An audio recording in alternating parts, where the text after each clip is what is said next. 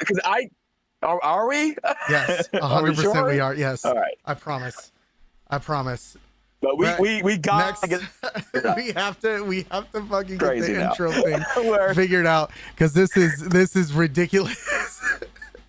yeah, listen, I know, no, it is so ridiculous, and Yeah. it's driving me balls. It's like, and then you're like, you haven't even tried playing the intro. That's what blows my mind. Like, you haven't even tried it for us.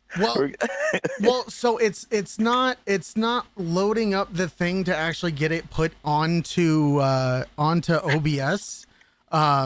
So it's being I don't understand. I had everything I'm gonna except say, for the again, this is like what is this, like our 12th episode? I don't know. I've lost track.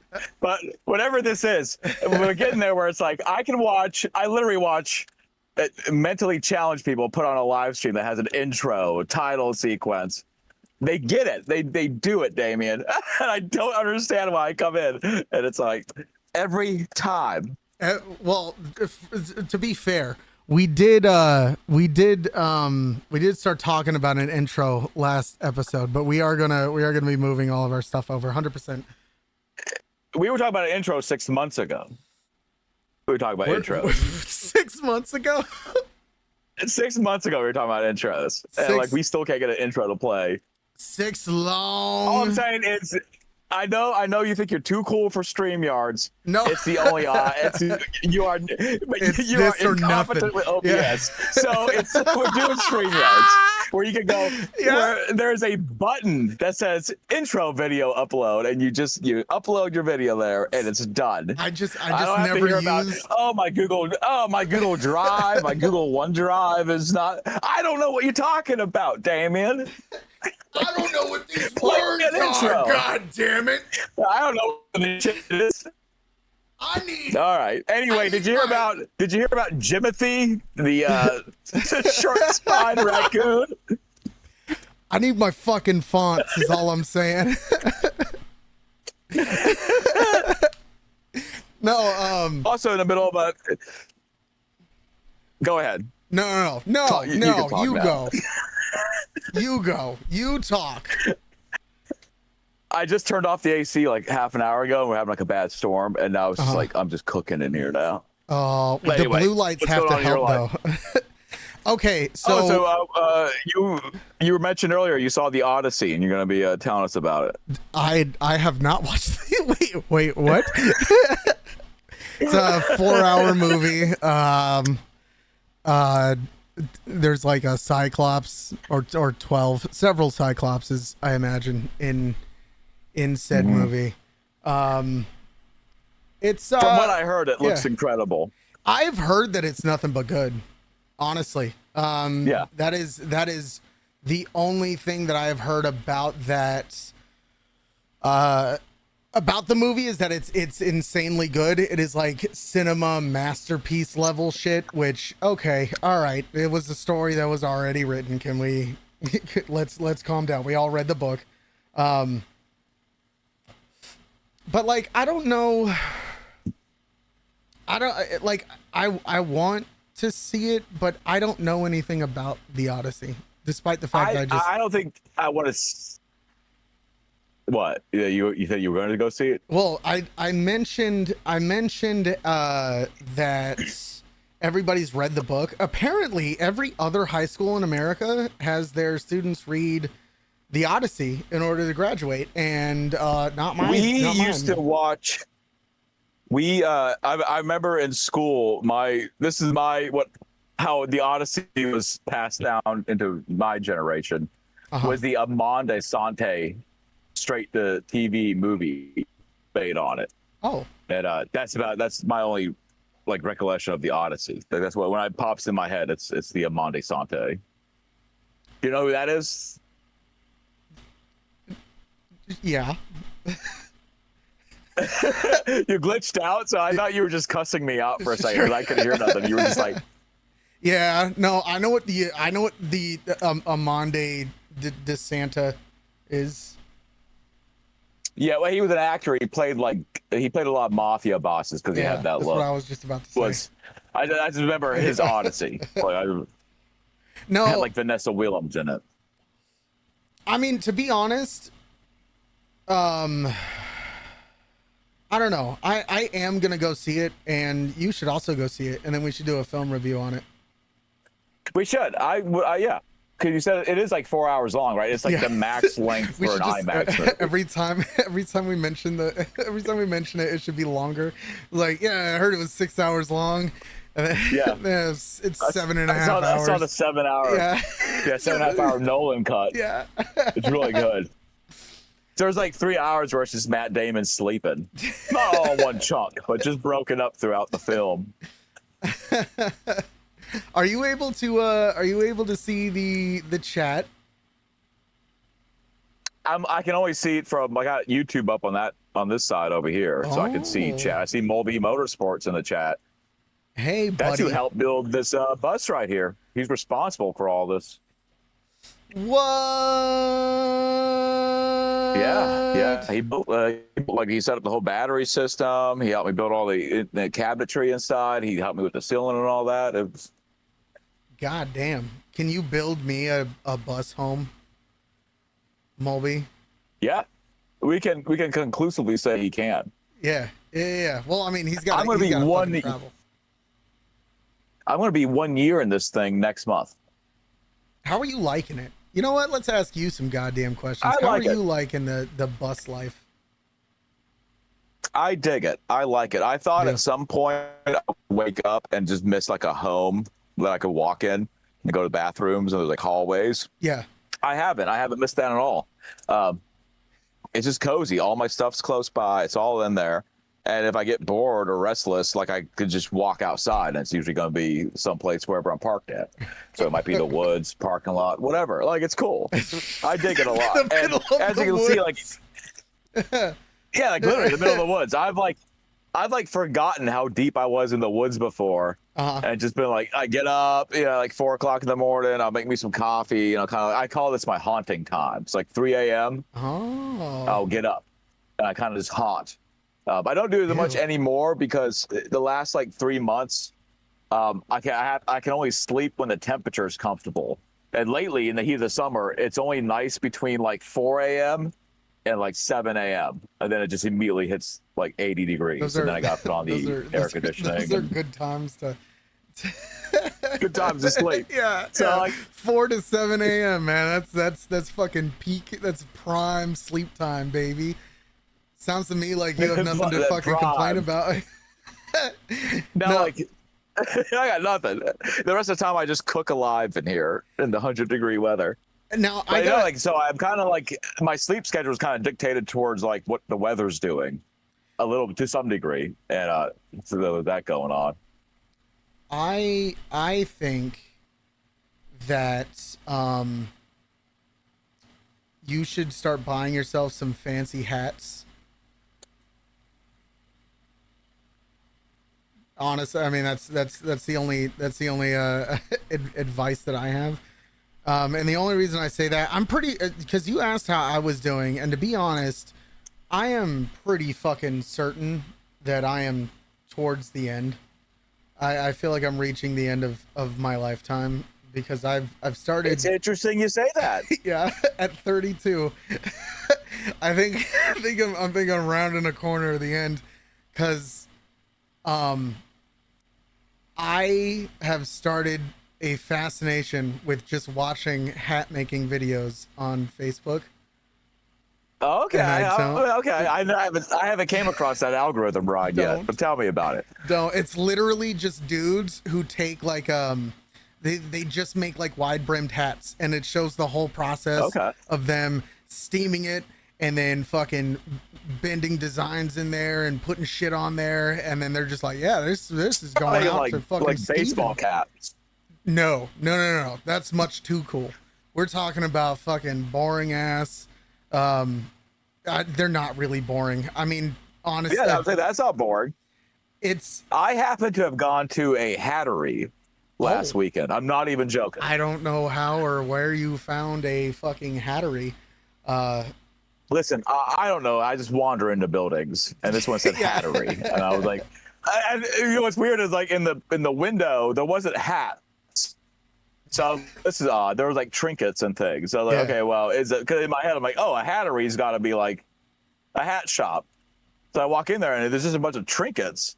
And I'm like, hey, you guys have any hats here? They're like, yeah. No. Get the fuck out. And they're like, this out back. So I walk back there, there's just hundreds, thousands of hats. And like you were saying, they were like they're steamed, like Old West. Like I've always wanted a bowler cap. You know? Okay. Like a Billy right. the Kid style. That would have been, that would be my Old West style hat. With a little I saw one there. Yeah, I already got it working on right now. Yeah, see? Look at that. You got this. That guy got like a little Baron thing going on.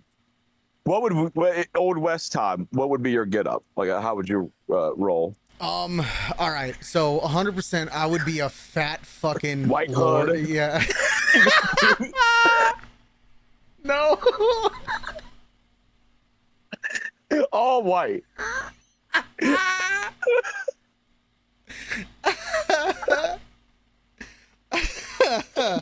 No. No, for real. We're joking. Everyone, we're joking. We would not do that. No. It's what my great grandpappy. No, that's so bad. I don't know. I'm not riding a fucking horse, but I also like I've heard of like some of the What would you do? How would you get around? What do you mean you're not gonna ride? Wait. How you a stagecoach? Okay, well there's a horse involved in that. Yeah. Well, I mean, I'm not riding on the you'd be poor like one of fucking those- thing. Imagine Yeah, a the poor horse. thing's pulling me. Yeah. And a house Yeah. for me to sleep I in. have wheels. They're simple machines that are making the job easier than me just putting my giant fucking fat ass on this poor horse that wanted nothing more than to just roam around. And then I'd show up and I'd fucking, I mean, yeah. one could argue the horses are having a better time with their lives. They have whole open fit. Well, no, that is true because they could be You killed can't by tell me coyotes. there isn't. Yeah. Yeah, you can't tell me there isn't like a horse in a meadow right now being stalked by a wolf that was like, man, I'd love to get one of them jobs pulling those Fucking cheeseburger Eddie, monkeys man. around. Ever since Eddie went up, Ever since he got that saddle, man, he's like, he's so uppity so and shit. fucking annoying, bro. Dude, it's like Twister outside. I can't even describe. Jesus Christ! Can you hear that? I heard something hit. It might just be Cherry Joe though. Eh? Oh, Cherry Joe had another birthday party today. What I'm the not even fuck is joking. her? What is her Dude, job? every Does she week. just Because she'll find anybody. She finds out what everyone's birthday is. She has a calendar. Hey, guys, this is sweet. I'm the asshole. I fully admit I'm being the poopy pants. no. And so she gets everybody's birthday, which is like 100 people. So every week you got like a new birthday of someone coming into work, at work, used to work here. And today was someone who's worked here for like 2 weeks. So it's like, what are we doing here? I didn't go to this party. I tapped out. Oh my God, you didn't? You didn't show up to one of the Cherry Joe parties? I went there. I got my we have a special on baked potatoes. Oh. Smoked baked potatoes. And so I went over there, got a baked potato for dinner, and then I was out of there, got myself a little we call them a Bigfoot mud pie. Take that for what you will. But I got my baked potato and I got my mud pie, and I went back to the bus and I ate it here. And I also forgot about Tuna outside in the storm a little bit ago, but she's safe now. you know, so you were I just had to check on everything real quick just to make sure that the live stream was actually going and everything is all good. Plus, we have a bunch of people in the chat. I would like to say hello to Gina. Gina! Gina! Do we know Gina? Las Vegas. What? Do we know Gina? Gina was one of my mods. She still wants to be a mod. She is always welcome to be a mod on my stuff. I don't know. I know Gina. Gina was one of the people involved in like the first raid that I ever got on Facebook which is honestly, it's super sweet, super nice. Oh, and then we have AMC Cardi. What? Who is that? AMC Cardi. AMC Cardi? Is that anything like that Cardi B?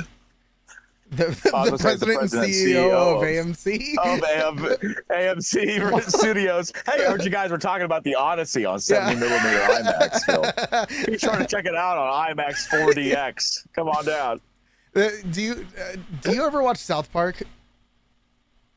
Not in years. Nothing against it. I just haven't watched it. Like I don't watch a lot of TV. They have an episode where there is there's like one character that's like Chat GPT or some shit, and so like he just speaks in ads, and so like whenever anybody would bring something up, it would just immediately be transformed into like some crazy fucking like That's funny. This wig is frizzy. Shut the fuck up. Okay, all right. Listen, hold on. KP, KPMK. Which you know me in real life. Yes. You know me in real life. We have hung out together. You pulled my hair a little bit. What? Can you please, for the love of God, tell people that my fucking hair is not a wig? Can we just lay that rumor? We haven't actually seen each other in like 10 years. We haven't been in the same room. It's very possible. No.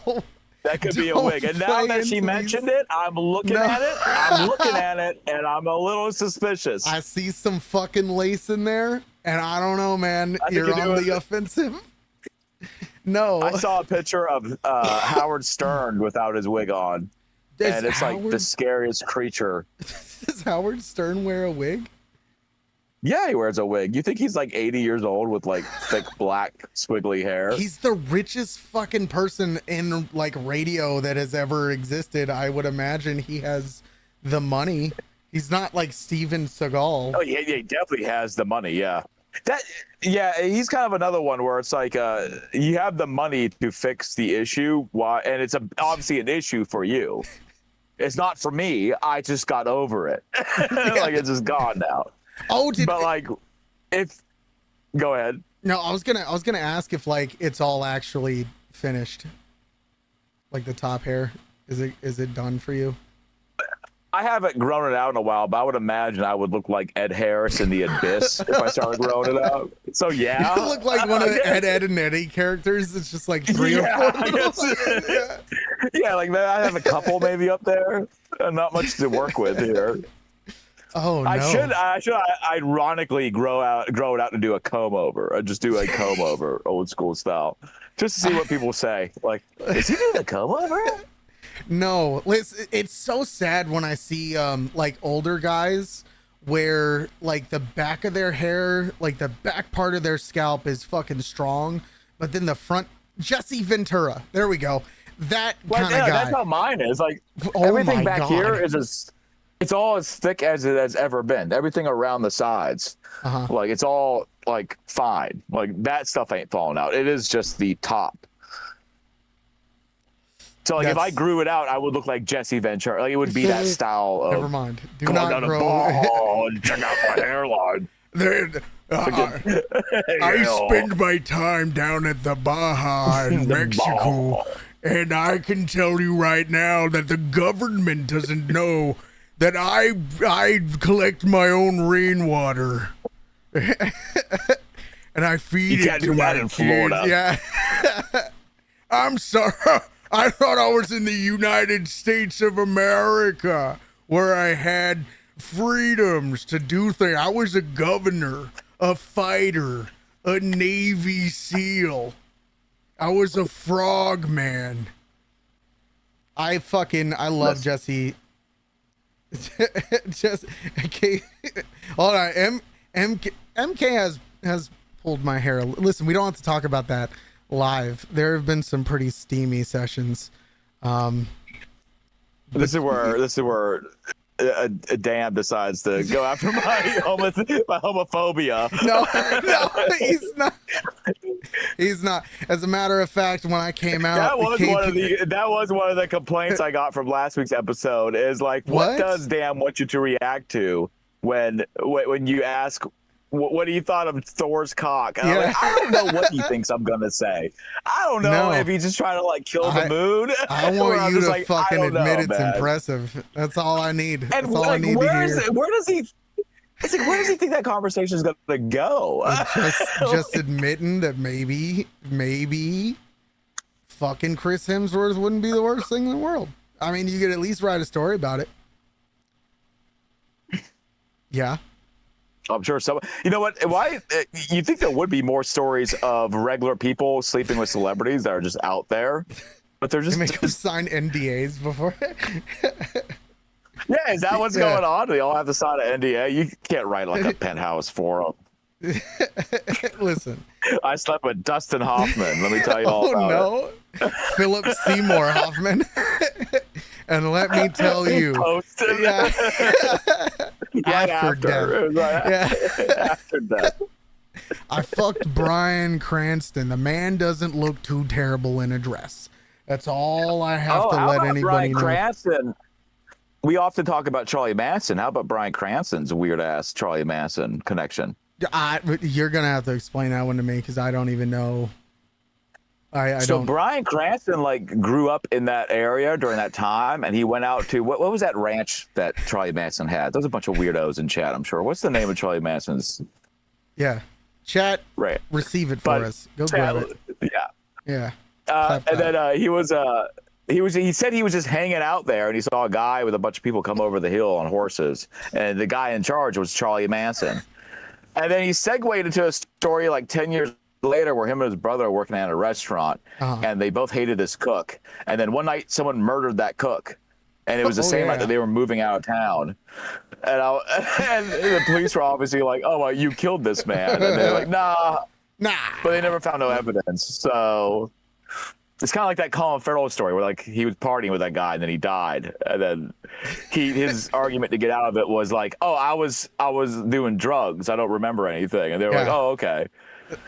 Does that actually fucking work? Okay, if you Colin Farrell, I guess it works. Oh my god.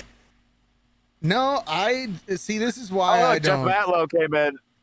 Spawn Ranch. That's what it was called. Spawn Ranch. Spawn Ranch. It's not Spawn Ranch. Oh, Spawn. I'm sorry. Spawn Ranch is a neighborhood near me, so I was a little concerned. I'm glad. Is it really? Not, yeah, it is. Spawn Ranch. Yeah. There's like a neighborhood. What does Spawn mean? I don't know. It sounds like a fish side. Some Lovecraftian entity. I'll have the Spawn. The medium well Spawn. A nice fish wrap. Did we do a show since I've been on vacation? We have not. Okay, so we can talk about that here in a little bit. I mean, I was taken to a fancy restaurant. Wined and dine. Oh yeah, that's right. Yeah, I was wined and dine. And I got this amazing side where it's like, this is how I knew I was like a barbarian, because when I got it, I didn't know how to eat it right away, so I just winged it, and it was so delicious. I was like, everything I've eaten up until this point has been a lie. Like, if this is just like cheese and some smoked trout and like a little bread bowl, this is the most delicious thing I've ever had in my entire life. It was smoked trout boysen cheese bowls with like roasted garlic and tomatoes and peppers that you could like sprinkle on top of these little bowls full of cheese and smoked trout. Oh my god! It's next level. That's how you know when something's gonna be fucking expensive is the more words that are in it. Yeah. McDonald's, you go, they don't even say double hamburger. They're just like, it's a McDouble. That's how fucking cheap it is. But when you go to Fogo or wherever the fuck you went, you gotta give me the restaurant name, man. Who knows? It was I ate at the speckled trout. The That's what it was speckled called. trout. Please, The God, speckled don't tell me trout. that's what it's called. The speckled trout. That's what it was that called. Sounds like a fucking STD. And, dude, the reservations were booked out for a month. What the fuck? This is the place to dine if you're in Western North Carolina. Who took you out? Was it a former President Barack It was Obama? a lady. It was a lady and Barack Obama. They took me out. My God, the speckled trout. That is the you are confirming right Look now? it up. That is. That's why we need I a swear to Jamie God. so they can throw images of like speckled trout up on That's the. actually that's actually a really good point. We can ask everybody now. Who in here would like to waste their Sunday nights just pulling up information for us and putting it on the screen for us as we talk about yeah. Just for the reason that I go, I ate something good there. Look at that. Look at it. No, something just fell on my ground, and I don't know what it was, and I still don't know That's what it very was. colonial of you to say. Yeah, wait, why? I like when you said something fell on my ground. That's like, whoa, dude. My land, my established, my land. Yeah. How dare land on my land? No, I just heard like some kind of metal clanking, and I don't know what it was, and I'm a little bit concerned, but I mean, kind of. Hey, if I die, it's live streamed, so. Yeah. But no, there was so you ate at the speckled trout, and then Yes, that was the first first stop of the vacation was the speckled trout, and then bar hopping. I don't really drink that much, but I had a few that night. Got to feeling good. Stayed at this lovely, what's called the Cave Dweller Inn, right across from the Tandra outlet, where I went over and got some clearance Columbia clothes for 75% off. fucking high rolling. Okay. It was high rolling, dude. Yeah. And then the next morning we got up and then we could walk into this. We were at Blowing Rock, North Carolina, so you could walk into there. And it was on the way there. There was the first stop is the Famous Toaster, and it's like a breakfast place, real bougie. All that fucking avocado toast shit, a lot of that. I was like, can you guys just put like some like bacon on some bread with like a tomato and lettuce and a bunch of mayo and give it to me? No. And that's what I got. They were gonna like, get the fuck out of my yeah. Like, is that what you want? It's gonna be $47. And I fixed the toilet there too. That was my little side quest while I was there. Because it was like it's a food place in like a kind of expensive area, so it's all ran by teenagers, and like every woman was walking out of the bathroom going like, oh, excuse me, your toilet's not working, and I was like, finally after like the third one, I was like, do you want me to like fix it since I'm like an adult here that like looks like they can work on a toilet? And they're like, yeah, okay, check it out. So I went back there and there was not to get into detail, but there was like a big old log floating in there. And I was like, oh man. So everybody was going in there and saw this log. And they're like, anyway, I popped the bowl off, the chain was off. I put the chain back on and I fixed it. Yeah, they lifted me up.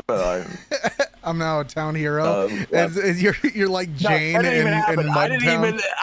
Yeah, they're like, yeah, you fixed the toilet finally. That log's been there for 3 weeks. The hero we didn't know how of to get rid of it. Kenton, the one they call MK. Fixing toilets. Yeah. Oh my god! But yeah, so I didn't even get a thank you for that. I just fixed the toilet, then I left, Ew. and then walked. Yeah. I mean, I washed my hands. I didn't like have to log out. I was like, I had to put the chain back on.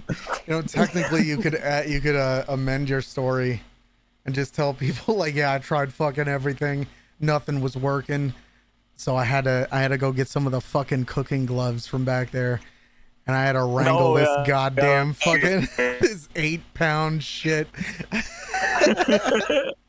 You guys have any rope back there? I can tie this thing off on. We need to. Somebody go to attach this to your bumper. We need to get this thing out right now. Hey, back your truck up to the door. Back your truck up to the door. Oh Angle it a man. little bit. No. So yeah. Okay. All right. So you're Oh, saving so then townspeople. Of saving townsfolk. Walked course. another block. Then there was like a bed breakfast brewery thing, and then a lot of like how would you say it? Like intermittent like drinking throughout the day. Okay. But today is mostly just walking around, eating, and then having a drink here and there. I tried a THC seltzer for the first time at some brewery. They brewed it themselves. It was called like Appalachian Brewery. I know. So they're drinking weed. You degenerate fuck. How could you? And honestly, it was kind of great. I kind of liked it. That's one of those things where I'm glad that's not around a lot because I probably would start drinking that. You know, I've never drank weed because I always assumed that it would taste fucking terrible. But I also live in Texas. We're not allowed to do anything at all.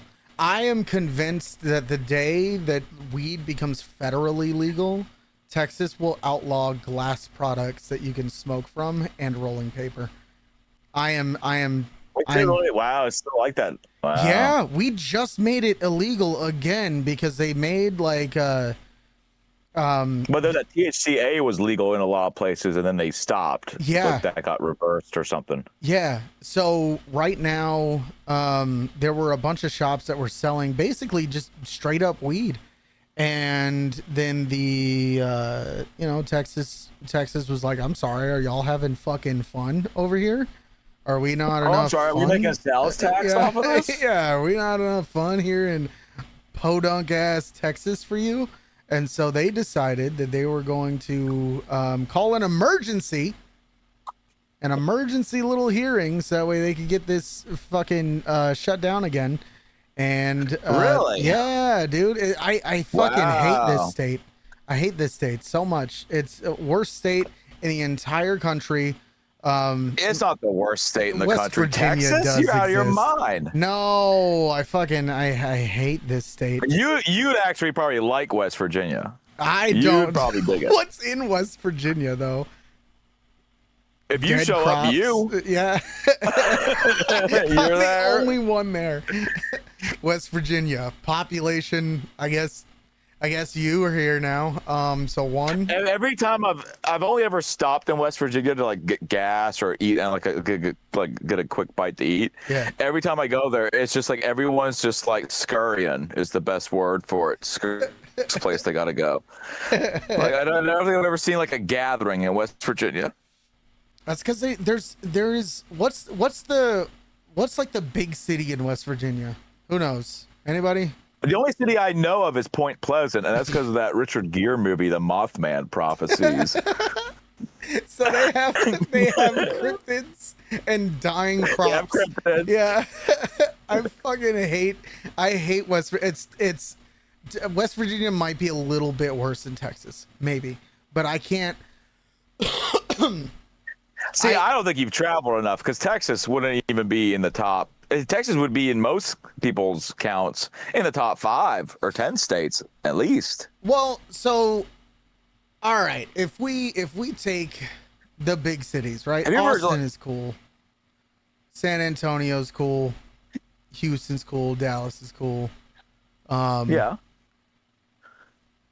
The rest. No, I'll take that back. Dallas is not cool. Take that back. Wait, why? Dallas is sort of like the lamest city in Texas. Houston, a lot going on. Austin, a lot going on. San Antonio, that's the city. I love San Antonio. Cool. But like Dallas is like, I would lump that up there with like El Paso.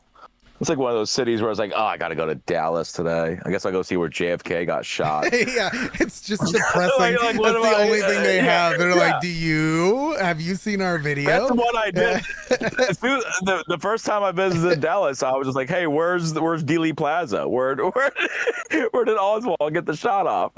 Yeah. First place I went to.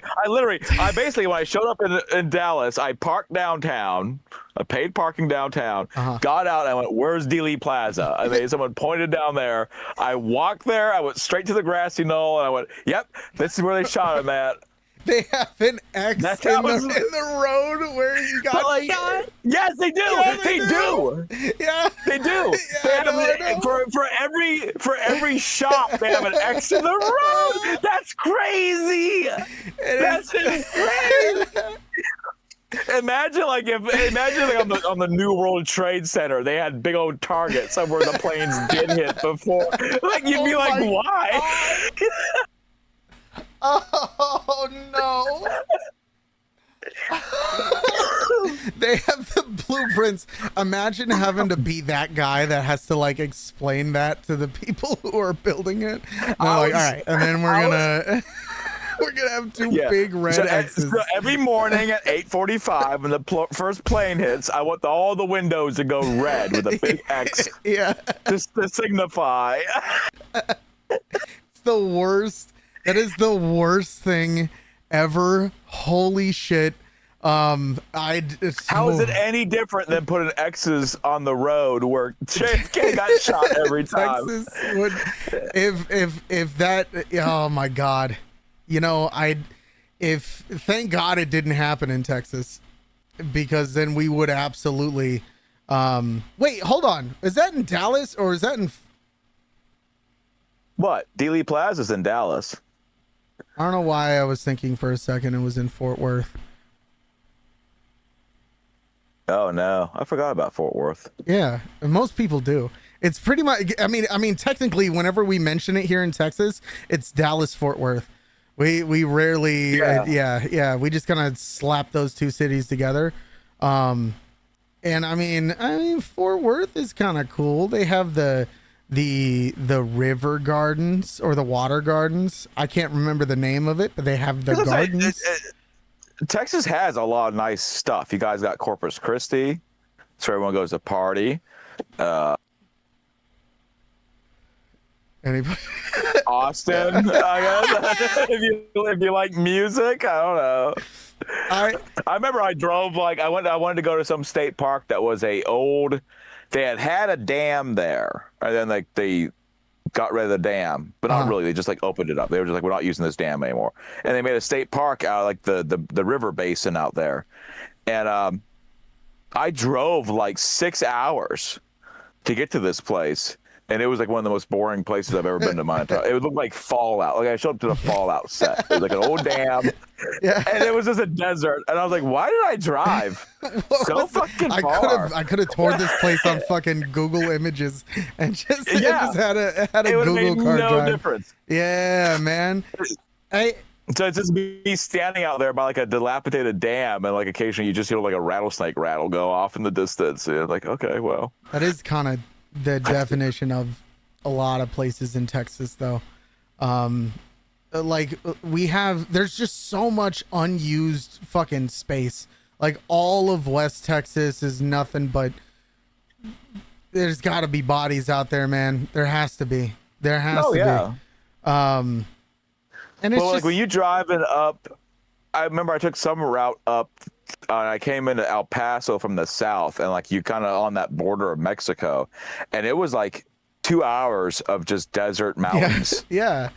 And I was like, how many people are just that's where all the crazy shit happens up in them hills. There ain't nothing up there. There is such a gap between El Paso and the now this was years ago, so this could be different now.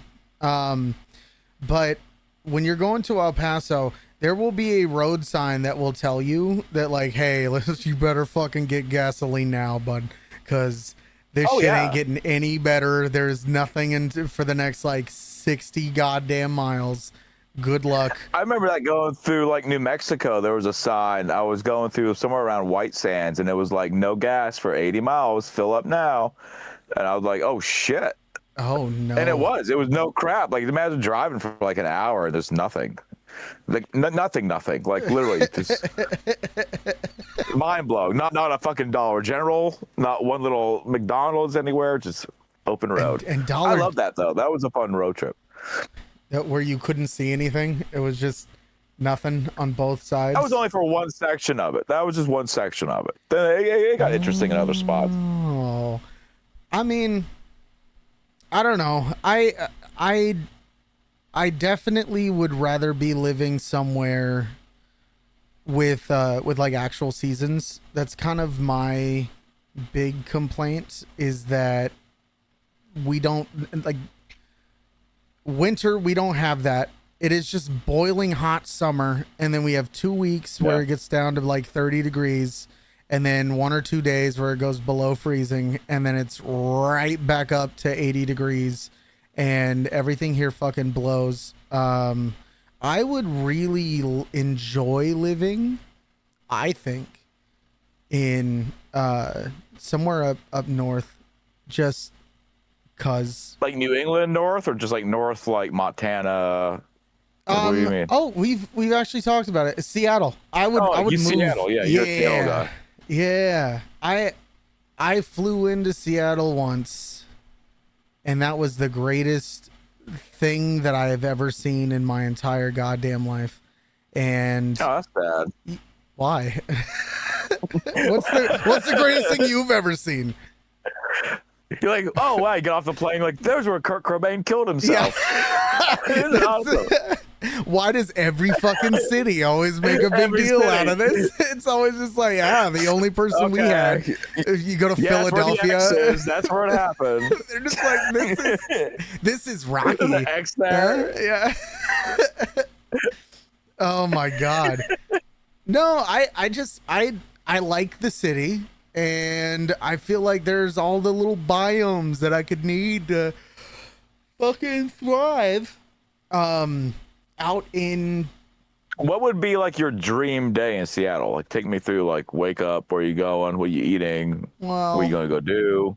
All right, so I'd wake up probably about 1 o'clock in the afternoon, and then not really. I'd probably wake up if I'm living in a city.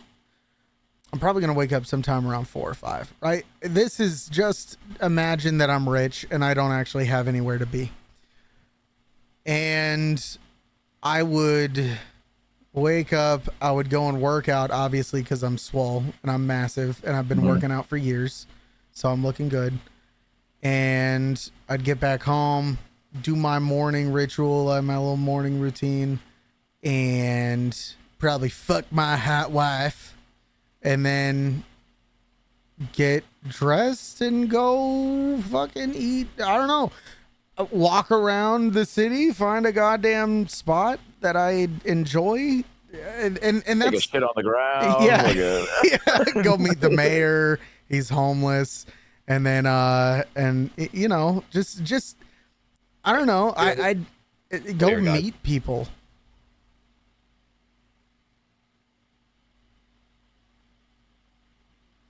What happened? Hello? Oh, no, I'm coming back. Can you hear me? Whoa. What just happened? What the fuck is going on? You know why. You know this camera shuts down randomly from like time. This isn't the first time. Wow. I'm on 2 separate motherfucking screens here. Oh man. Wait, you are? Oh, okay. There we go. I was looking at the YouTube broadcast thing. All right, everything's all good. Listen, first of all, let me if you are in the chat, first of all, let us know that you're here. If you're not subscribed yet, you should totally do that, and then I'll share this out and yada yada. But no, I think I would enjoy living in a city because it has opportunity for grazing. I can just go through and kind of find different shops and shit that I enjoy. And when you live in the suburbs, you're just not able to do that. You drive past so many restaurants, everything, because every trip that you take has to be planned, because you have to get in a fucking car and go to another parking lot.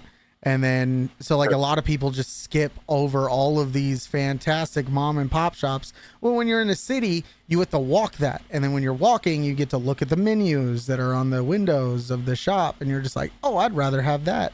That's how that's why I like that's why I do the small town travel. That's why, because it's like you just have to stop and you go walk around the whole town in like half an hour, check all the shops. Yeah. This is what I got. I'm gonna show this. This is what's coming towards me right now. Oh. I'm in that black spot of safety right now, and then this wall's gonna hit me. Oh my God.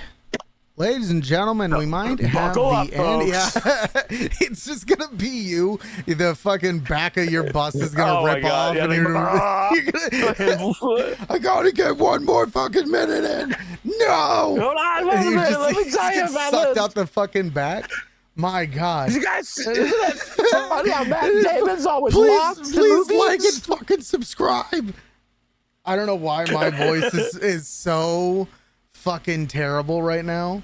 Hold on, I'm trying to get. So is this? Have you heard about the lettuce diarrhea sickness going I around? have, and it's so fucked up the way that they're treating Taco Bell right now. It is. Yeah, that is so. I stand up for Taco Bell. Taco Bell has nothing to do with this shit. I literally watched it was a CNN broadcast where they were talking about like, the outbreak has come from a Taco Bell supplier, and Taco Bell, and just dog shitting on Taco Bell, not mentioning the fucking actual supplier of Taco Bell. It's it's going to be either U.S. Foods or Cisco. One of those two. It's like Taylor Farms or some shit like that. Oh, like really specifically where the lettuce is. Yeah. But like, how many restaurants got this lettuce? Probably 1,000 of them get the same lettuce. Poor fucking Taco Bell just is the butt of everybody's like, shit jokes.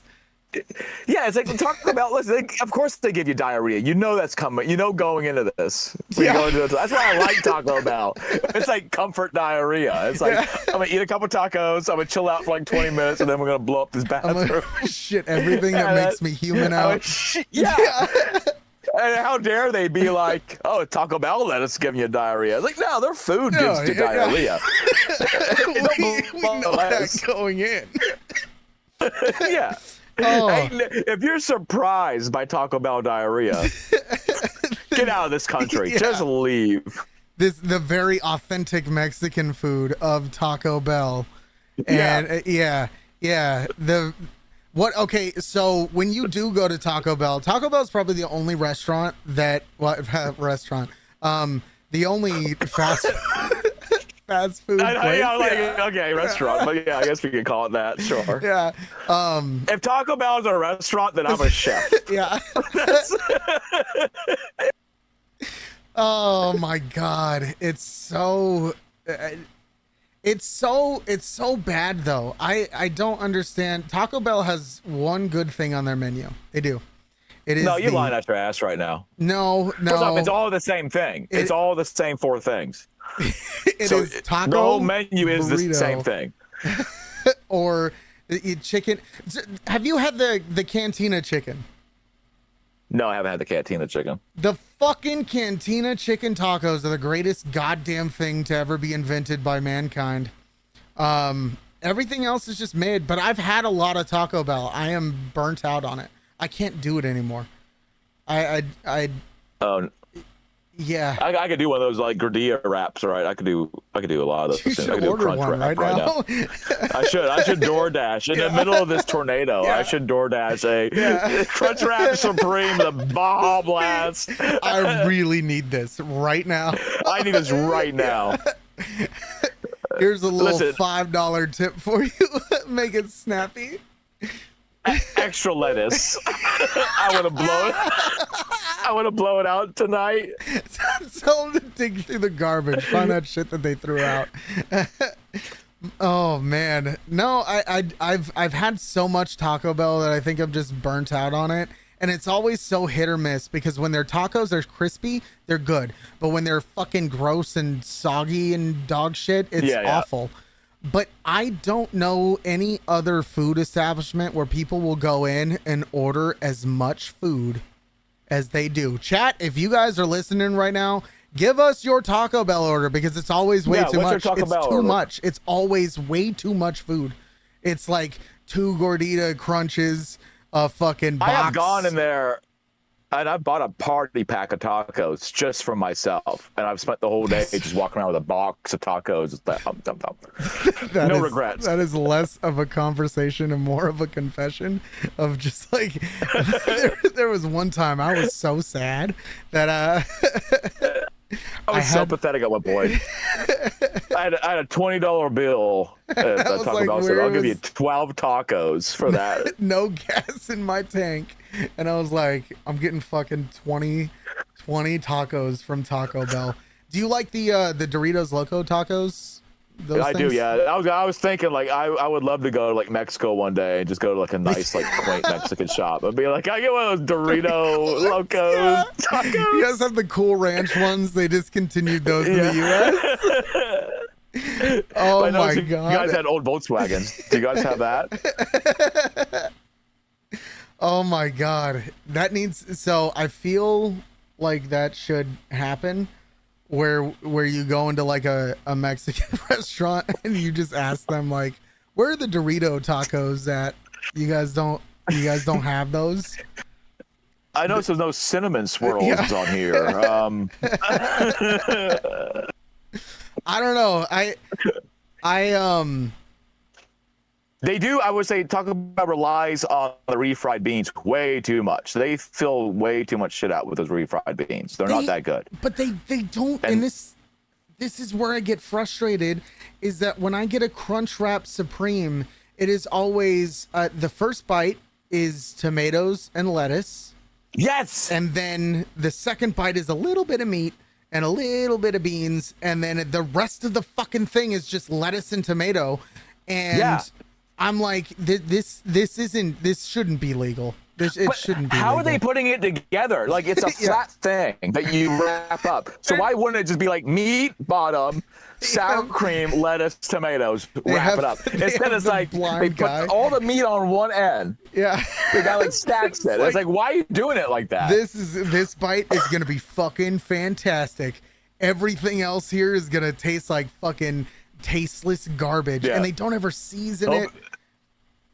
And then they're hot. I would say that they could do more with the wrap itself. They could season that a little bit. They could just put a little and we could do something there.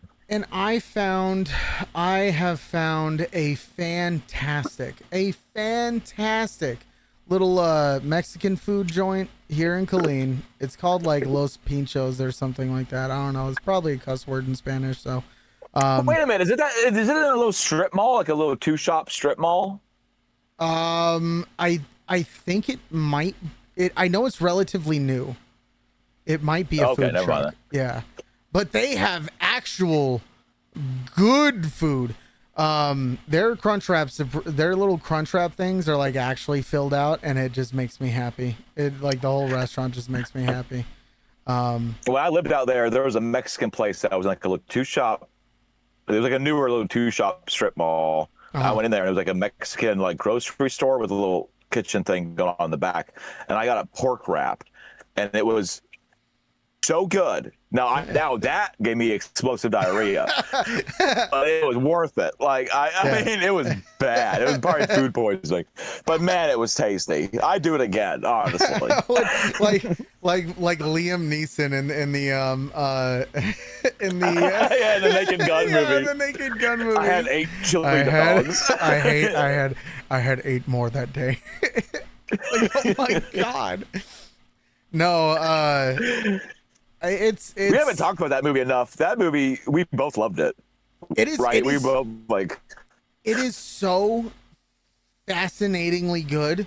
I went to a nice. Oh God, where was I on vacation? I think I was in San Antonio when it came out, and I went and I watched it in like this super nice theater. I spent money. I spent like actual good money to go watch it, and it nailed the style of jokes for the time. I was gonna say 80s, but then I realized I don't even know when the Naked Gun movies really came out. But it 80s, it nailed it so perfectly. Just the timing, all the tropes. It did so fucking good with that. I don't know if anybody else has seen it, but that shit was fucking prime time good. I thought the same way. It kind of like I was going into somewhat because it's all modern movies that are like an old IP being brought back. I'm a little cynical. Yeah. But that one, it like won me over with some really stupid jokes, like right off the bat, like really dumb shit. And I'm like, okay. And then after that, I was with it. And then I almost cried laughing. There's a part where he goes, like the main villain's like the super rich tech billionaire guy, like a Steve Jobs type. Yeah. And he walks into some like fancy like dinner award show party he's putting on, and in his lobby, and those pictures of him in front of like cars, and it'd be like automotive, then it'd be like a bunch of computers, and it'd be like technology, and then the picture of him like in front of like submarines, and it's like discovery, and then there's a picture of him in a field of pumpkins, and he's just laid out like this, and it just says pumpkins on it, and I died laughing. It was so stupid. I loved the just like the small jokes that are they're just ridiculous. Yeah. Where they were walking through, they got to the office, and just people were handing them progressively bigger and bigger coffee cups, and they would take a drink and then throw it away. And then they got to the office, and there was that silhouette of a girl with big fucking tits. And then he was just like, yeah, I'm going to go work this. And he opened up the door, and it was just a broom. Yeah, it was like just a broom. Like, it wasn't even anything. Yeah. And like that kind of there's just no, there's no, you don't know what the punchline is going to be because there is no obvious setup for it. And I enjoy that. There's so many like visual jokes where you can have if you read the scene, it would just be serious dialogue. But then there was such crazy shit going on in the background that you kind of like catch. You're like, what the fuck is going on there? Yeah. They really got it. Like, they did it perfect. And Liam Neeson knew the assignment. Like, just be deadpan serious constantly. He definitely should do more of there should be at least 2 more Naked Gun movies. And I think I think we talked about that, because I mean, first of all, Liam Neeson is done being an action star. I hope that he knows that. No, he's not. No, he is. No, he's not. he is. He's got another 40 good years left in him. No. I feel like every time like I download a new streaming app, there's like 3 original Liam Neeson action movies. The Marksman, Guy on a Train. I watched one where he's a guy on a train, and he's like, what the fuck was it? Oh no, I'm confusing the one where he's on a plane. There's one where he's on a plane, and he's like a drunk TSA agent or something like that. But he has to stop a bomber, and Julianne Moore is there, but not all the time. I think they only paid her for a weekend. So she just goes to another part of the plane once in a while, and you just don't see her. What is that called? I have no idea. There's so many of them. There's so many. I didn't even know that this thing existed at all. The thing is, too, like a Liam Neeson action movie, like that one, I don't remember the name of it, but I remember it started out where he's like pulling up to the airport, and he's like, he checks his phone messages, and it's like his wife, like, we've been divorced forever, but like a bunch of exposition about how shitty his life is. And then he just like starts drinking out of a flask, and then he like gets his gun and boards a plane. And I'm like, let's do this. The villain? Yeah. It's like, is he gonna like kill everybody on this crash the fucking plane? Oh, that'd be fucking peak. That would be that. But that's the whole thing, is like the guy is trying to frame him. I forget what the overall plot was, or it was something stupid, but it delivered in the end, because there's a part where the plane's like hitting turbulence, and Liam Neeson, 68-year-old Liam Neeson, is like in zero gravity, and a gun is flying up in the air, and he grabs the gun and then shoots the dude. And I was like, I stood up, I cheered. My roommate said, "Sit down. Stop cheering at the TV." So was this in theaters, or was this like direct to streaming? I would guess it was direct to streaming. I would hope. I mean, it would. I'll tell you what, though, if if I sat down to watch the Odyssey and they played a trailer for Liam Neeson Getting on a plane, on with, a with a plane gun. with a drinking ball and a gun, I'm watching that shit, dude. There's no other Sign me context. up. It's just him sitting in the terminal, his wife talking about like, Yeah. I'm taking the kids. You know what? And then the ending shot is he loads his gun, puts it in a bag, and then walks on the airplane. Dude, that's a great trailer. Yeah. That's an actual teaser trailer. You'd be like, whoa, what's he gonna do? What the fuck is that? No other trailers come up at all. It is, Yeah. and then the next it's like this summer, Liam Neeson in what happens Untitled. when a Currently man Untitled. loses everything. Yes. That's exactly how it would be. It would, like, every trailer would just be a teaser of him doing something. Like, maybe there's one where he's in the cockpit, Yeah. and he's like trying to pull the plane up, but there's no context to it, so it looks like he's crashing it. And then it plays those 3 seconds, and then that's the end of the teaser trailer. And you're just like, brother, Liam Neeson goes and crashes a fucking plane.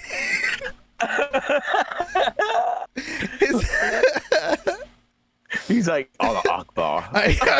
No. No, we can't. We're joking, everybody. Yeah, We're joking, no. everybody. No, my God. Holy shit. But the This summer, Liam Neeson is. oh my God. I need to make it to New York. Like this plane's going to New it's going to I need it Phoenix. fully fueled. Can't we refuel it in one of those in one of those fucking what are those old planes that fly around in the sky for refueling? Is that a thing, or am I just making that up in my head? No, we have like I think they're called KC-130s or something. Yeah, we have like refilling planes. That's fucking crazy. You know where I first saw that? Is I saw that crazy? in the movies. There's gas stations. in the sky. Oh, you about to say stealth? Yeah. You about to say stealth? Yeah. Dude, stealth. Yeah, I I've love seen that Stealth. fucking movie. That was my one of my favorite. Like that movie made me want to become a pilot. I was just like, brother, I gotta do this for real. Oh my God! Just every. But that's one of the best. That's one of those movies where, like, as you're writing it, they're like, "We need an explosion now. Can there just be a giant, like, blimp in the sky full of fuel? Like, why is that a thing?" I was like, when I was watching that for the first time, I was like, "Do we have that?" Yeah, that's what made me. That's what let me know that those kinds of things existed. Was me watching Stealth and then being like, how the fuck does that even work? There's just it's literally just a fueling station in the sky, and that shit blew my fucking mind. Blew my mind. And a fun scene too. I enjoyed it. Yeah. The one it's like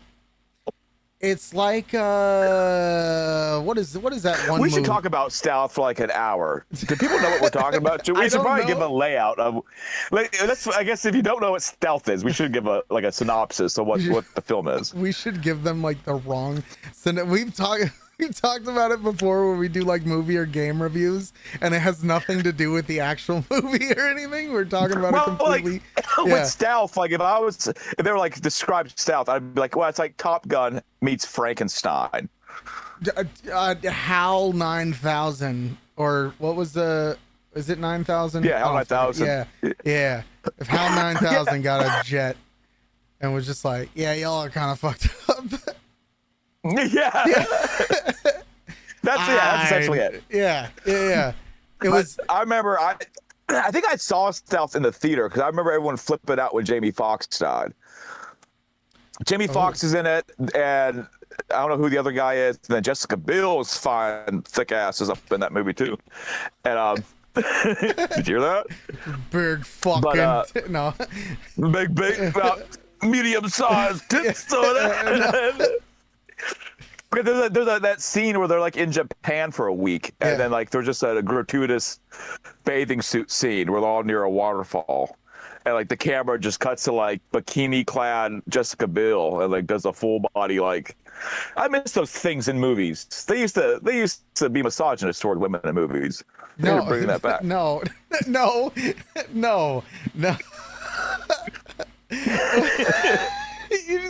It's just the wrong stuff to say. Like, yeah, no, I really think that we should go back to. Hey, can we just like zoom in on her tits real quick and then pan down slowly to her ass? This is a movie about a stealth bomber that goes crazy. yeah. No, I'm talking that. I'm asking about this we scene got it. in particular. This scene in particular. Yeah, it's like, but she's talking about important stuff. I get that, but like. Yeah, just pan down and show her breast. We'll test it. We'll test it, and then we'll see which one works better. And then they have a whole scene of just titties, and she's like, the only way that we can get to the mainframe is by blah blah blah blah blah blah blah. Yeah, it like zooms in. Slowly start bringing her voice down. No, that'd be so terrible. No, I know she's a fighter pilot, but can those flight suits be less clothing? Yeah.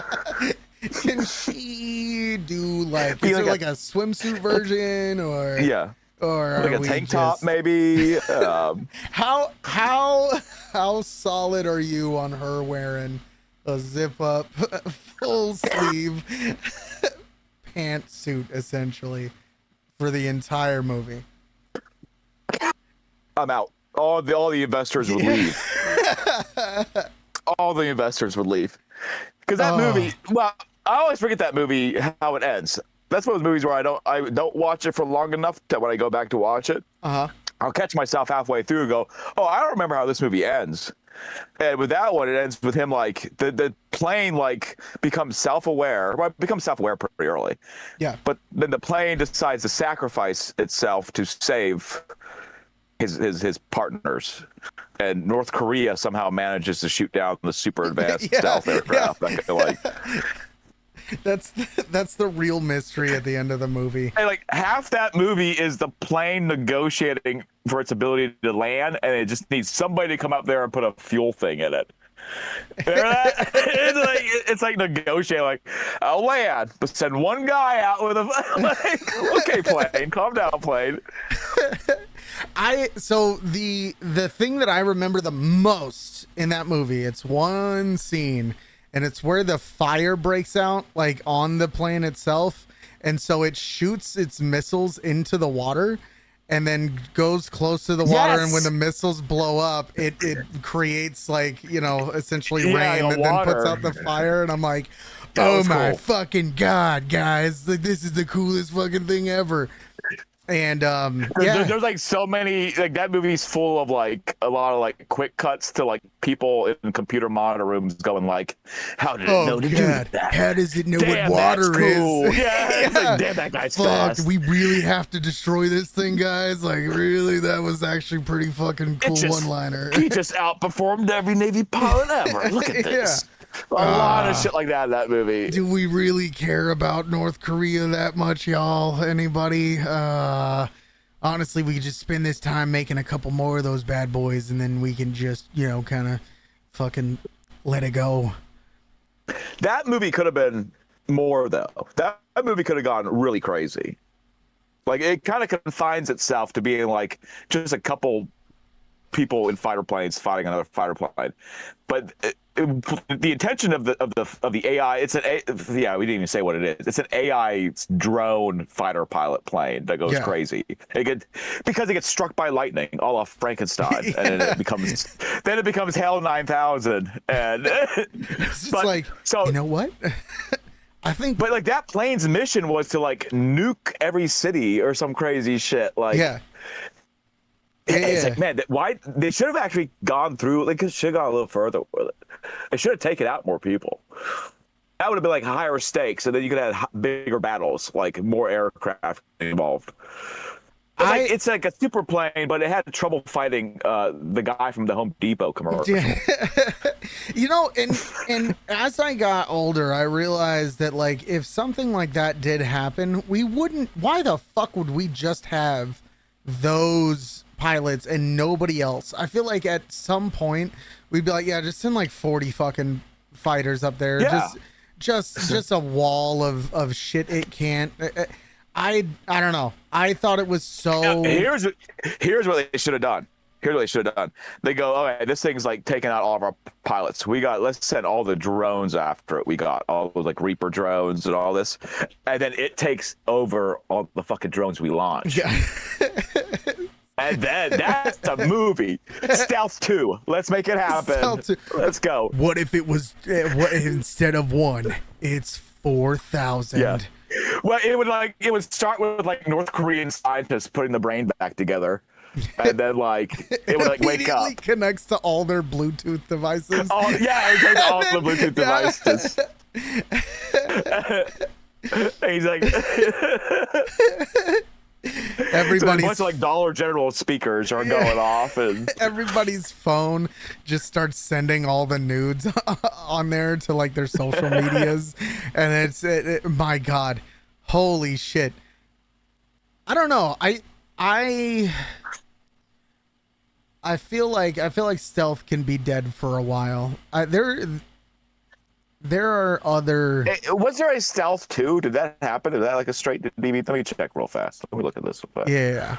Was there a Stealth?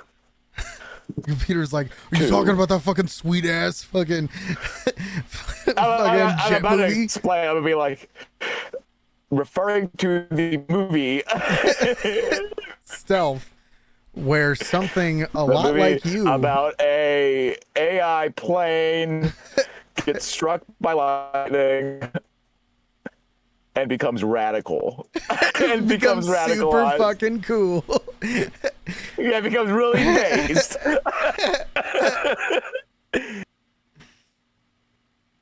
There was no official sequel, so okay. So like we could do this one. We could make this Stealth 2. Let's make it happen. Stealth 2 has almost nothing. Essentially, so in the beginning of the movie, they are obviously, you know, taking out the corrupted brain, all that stuff. Well, are we assuming that I'm assuming that the North Koreans got the brain, right? It was on the 38th parallel. It's got to be someplace where like it wouldn't immediately be known what was going on. So I'm totally fine with North Korea being the one that takes out the brain, right? It connects to a bunch of Bluetooth devices. All right. The movie does not have the jet in it for the majority of it, right? They're fighting goddamn cell phones and shit like that.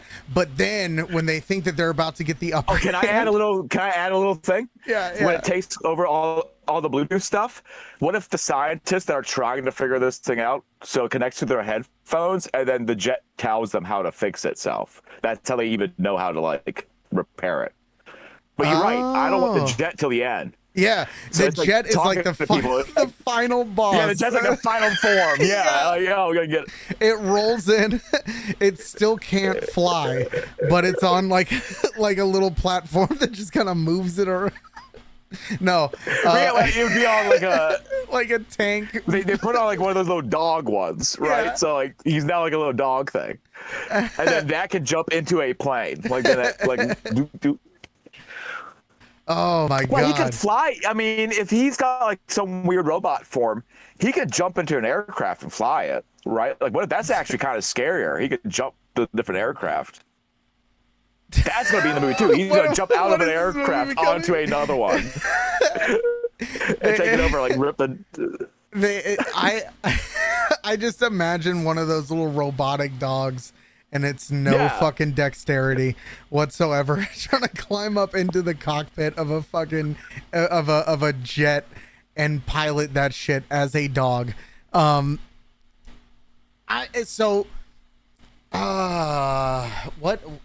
the fuck else is in North Korea? They don't have any food. Nothing. Yeah. Famine. Death, diseases, death, destruction. No, I mean, if it's in North Korea, that means it can move south to South Korea. What's in South Korea? Anime. It starts making anime. Could all the could filler the Stealth episodes. brain jet could the brain jet, could it, what if it takes over North Korea? Like, what if it goes in everybody's Bluetooth and shit? It starts making orders to, like, get people, and then it just takes over North Korea. And we don't know. No, the rest of the world doesn't know. So, like, Kim Jong-un is, like, being held hostage by, like, stealth brain. Well, he's preparing their nuclear missiles and shit. And no one really cared. Everyone's like, oh, it's North Korea. They always talk crap. But in reality, no, this time, there's an AI stealth brain jet that's, like, running the whole thing. I always love it. I would love it if it's an American North Korean war movie, and the whole time it just plays up that North Korea, you know, their guy John Ill or whoever, I don't know why I don't even know who he is. Yeah. Which one? I don't know. It's his sister, the Spider. Or whatever her street name is. I don't know. I don't know. I don't know. No, I'm pretty sure it's still Kim Jong Un. But like his sister, I don't know if you ever seen his sister, but like that bitch, she's fine? She's been she looks like she fucking kills people. So it depends on what you're into. If you're into, I gotta see this. Hold on. Yeah, look up. It looks Who like is the North Korean dictator, leader, the one that took over. Yeah, the one that took it. Ali specific. Yeah. I want AI to learn this. Oh my God, she does look like she's killed people. Yeah, I'm telling you, like her street. Everybody, do yourselves a favor and go look up a picture of Kim Jong Un's. Yeah, everybody look at her sister. Because that bitch, like, doesn't she look like on the street she would be known as the Spider? Yeah, like the butcher or something. The buttress. Like she looks like she's like watched people get eaten by dogs before, like by and her enjoyed command. it. Yeah. That's terrifying. But okay, so the movie is U.S. North Korean War, right? What if this? We don't even know it's a stealth sequel till we get to when the jet comes out. Yeah. They break into the like Kim Jong Un's like bedroom or whatever, and they realize that like he's dead. He's been dead for months. No, he's in there and he's just like, oh, please help me, save me, save me. Like he's like, get me out of here. And like a little drone flies through the window and like shoots him. He's like, oh. Yeah. As he's trying to like explain something, one of the people that were there just like accidentally shoots him, and they're like, fuck, okay, all right, I guess it's done now. No, but somehow or another they find out. They walk into a bedroom, and it's just the giant fucking stealth jet that's sitting there. Yeah, the big. Yeah, it's not even just like the brain. Jet. It's the jet. Yeah. And it's just sitting there, fucking, doing its thing. And then they're just like, "What are you?" And he was like, "I was in a movie once." I was in a Jessica Alba movie, or Jessica Biel movie once, and then like Incubus starts playing, and it's like. I remember that one song when the jet murders like a whole village of like Himalayan people for some reason, that like it was like rocking to Incubus. I like cranked up the volume, and people were like, "Hey, get that out of my radio!" And it's like this is rocking out, and it's just like firebombing an entire village. It's like amazing. What is like the Incubus song? Because it's like on the tip of my tongue. I need you to sing it. Go ahead. The floor is yours. Let me give me a second so I can look one up. Jesus. What is their like biggest song? Let me find. I don't know. Incubus I know that it's like huge. I just don't remember what it's called. I used to listen to Incubus quite a bit. It would be Drive, Wish You Were Here, Pardon Me. I think Pardon Me is the one that we're thinking of. The Megalomaniac and Animali. I don't know Animali at all. Do we know the first words of Drive? Because I feel like I'm looking at that. Yeah, because that one activated like a deeper memory. Drive lyrics. Fucking drive your car off a bridge. Sometimes I fear of uncertainty. My camera cut off because of the audio. Can you still hear me? I can. Probably not. You got really breaky. I apologies to anybody's in here. KP is currently going through a goddamn tsunami, and the fact that he's with us here today to report on all of it is really a testament to his bravery. I'm back. Yeah, Oh, well. it's like raging. No, you're good. Yeah, You're all good. I think I have to leave. I gotta leave the window where the webcam is running, because if I take it down, the camera thinks it's just like, oh, we're done. So I can turn fucking off now. break time. I can't think of the music too, though. Here, the verse 1 is, sometimes I feel the fear of uncertainty stinging clear, and I can't help but ask myself how much I let the fear take the wheel. Okay, now it's coming back to me. It's driven me before, it seems. Yeah, I can't do this. This is like, I need music. I need some sort of beat to go with this. Because to me, it's just poetry. What? Yeah, it's just slam poetry. The chorus is, whatever tomorrow brings, I'll be there. Whatever tomorrow brings, I'll be there. With open arms and open eyes. Yeah. Oh, you have such a beautiful singing voice. Yeah, it's so good. Yeah. You should do karaoke. Every Thursday night at Bigfoot's Bar and Grill. Do you guys really do karaoke? Every Thursday night we have pool tournaments too. Well, no, I think we don't do pool tournaments anymore. But yeah, every Thursday night it's karaoke night. Have you ever? And if so, what song? I've done karaoke before, not here, but I've done karaoke. I've drank enough to where I've gone up on. What is your go-to karaoke song? The last one I did was at like a VFW. It should have been. I think it was Wagon Wheel. The Darius Rucker song. I get it right. I think it's the old song. Wagon Wheel. Oh yeah. Hey, mama, rock me. No, I to be honest, I know of that song, but I've never like sat down and jammed out to it. So, it's always a good safe one to kind of play.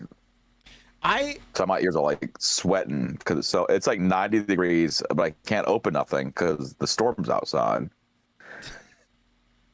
Are you okay? So I am okay. I'm used to being hot. Like I exist in like 90 plus degree temperatures for like 20 hours of my day. So, how the fuck do you sleep? That's what I'm saying. I can only go to sleep when it like gets comfortable. So that's like around 4 o'clock, 5 o'clock in the morning. And then I sleep to about 8 o'clock. I'll start waking up when it starts getting warm in here. And then I'll crank up the generator and then I'll run the AC and all that. I just imagine you're just living life delirious as fuck. But then I'm usually... Wait, like what? Like delirious as fuck. Like you're like... No, yeah. No, I've had like hard... Yeah. Oh, I've had like hard mental crash outs here, like physically, because like when you think about when your body's sweating, it's like working. Like, yeah. It's literally trying to cool your body down. So even if you're just laying around sweating, like, dude, it literally puts like so much wear and tear on your body. Like you just get exhausted. And like, but now I'm like, I've acclimated. It's been a few months where I'm used to just being like fucking completely burnt just out. Wet all the time and fucking gross. Wet all the time, uncomfortable. There's a film around your or on your skin at all times. It's just this man, we gotta get you someplace cold. You know what? We're gonna get you up to Canada. Oh, I'm going. Well, that's the other thing too. I won't be here for much longer. I got a big announcement for anybody out there. Yeah. I'm going to be leaving the UREs here in like 3 to 4 weeks. I'll be no longer here. Do you want to tell anybody what your plan is? No. No. Okay. All right. No. That's no. Totally But fine. the reason why I'm moving is because I found a better kind of like work situation. But I'm still going to be. Oh yeah, I forgot. I got another channel called Strange Backcountry, and I'm going to be doing a live stream on that. Yes, 100%. I'm actually filming tomorrow in the storm because it's supposed to be storming all day tomorrow. But we're gonna have to. I actually be moving the bus to go to this location that's like known for like a lot of really strange shit going on. I'm so excited for you. I'm excited. Yeah. Tomorrow's gonna be fun. I got some people coming out to help me film, and we're gonna be filming some off-roading in the bus because we're gonna go through the national forest here. It's just you fucking taking hard potholes. Yeah, and like not only that, but like the whole day. This thing has to go down Tuesday, so Monday is like the travel day, and it's supposed to be all like thunderstorms all day tomorrow, so it's gonna be crazy. It's gonna be like the movie Sorcerer. Like it's just gonna be like rained out roads, me going through creeks. It's gonna be awesome. Oh man, you know what we should? Oh my god, you know what we should do? What's that? You like Nick Cage, right? Yeah, absolutely. Yeah. Yeah, we should do we should do tier lists and do a Nick Cage tier movie tier. That would be good. Yeah, So we each do our own and then compare. Yeah. And see where.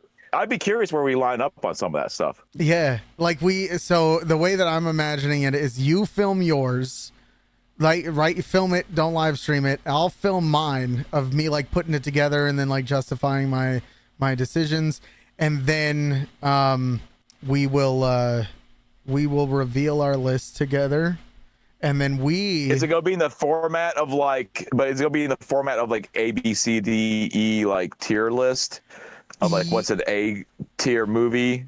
Yes, compared to like a D. I would so. I guess we could. There's so many Nick Cage movies. There's literally like 150 of them. That's what's so fucking great about him. It is what's so great about him. He's always making a movie, dude. Nick Cage is a movie star. But that movie next is the. Oh my God, next is incredible. See, listen, you can dog on me all day for having not watched shit like Top Gun or Forrest Gump, but I've watched all the movies that fucking matter. And so I'm talking like Gone in 60 Seconds, Con Air. Yeah, Con Air. I've seen Con Air. Put the bunny in the basket. Put the bunny back in the box. I watched that movie recently and loved every second of it. I still don't know what the fuck happened to John Malkovich at the end, but it's great. You got that one. You got Knowing. Knowing was a really good one. I very Knowing much... was the one I was thinking of when you said Next. I thought of Knowing. Next is the one where he could see like 6 seconds into the future, right? Yeah. In reverse time. Has that fucking badass opening scene where he's getting away from the cops, like just walking for people around. Who haven't seen it, yeah. For people who haven't seen it, it's a lot of Nick Cage like Matrix doing this type of stuff. Yeah, it's a lot of that. But that is a fun movie. I like that. Yeah,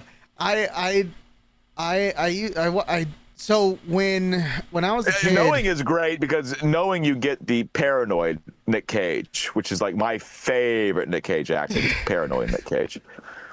The numbers, look at them. This means they gotta mean something. I've been working on this for. Number sequence, they're a dime a dozen. People see what they want to see in these things. And then immediately on the traffic home. Oh, this was the greatest scene. Oh my God, that was the greatest fucking scene in that movie. Holy shit.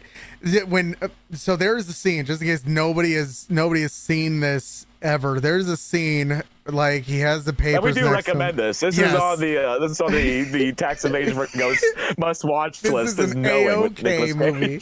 Yeah. He's 3.5 thumbs up. Yeah.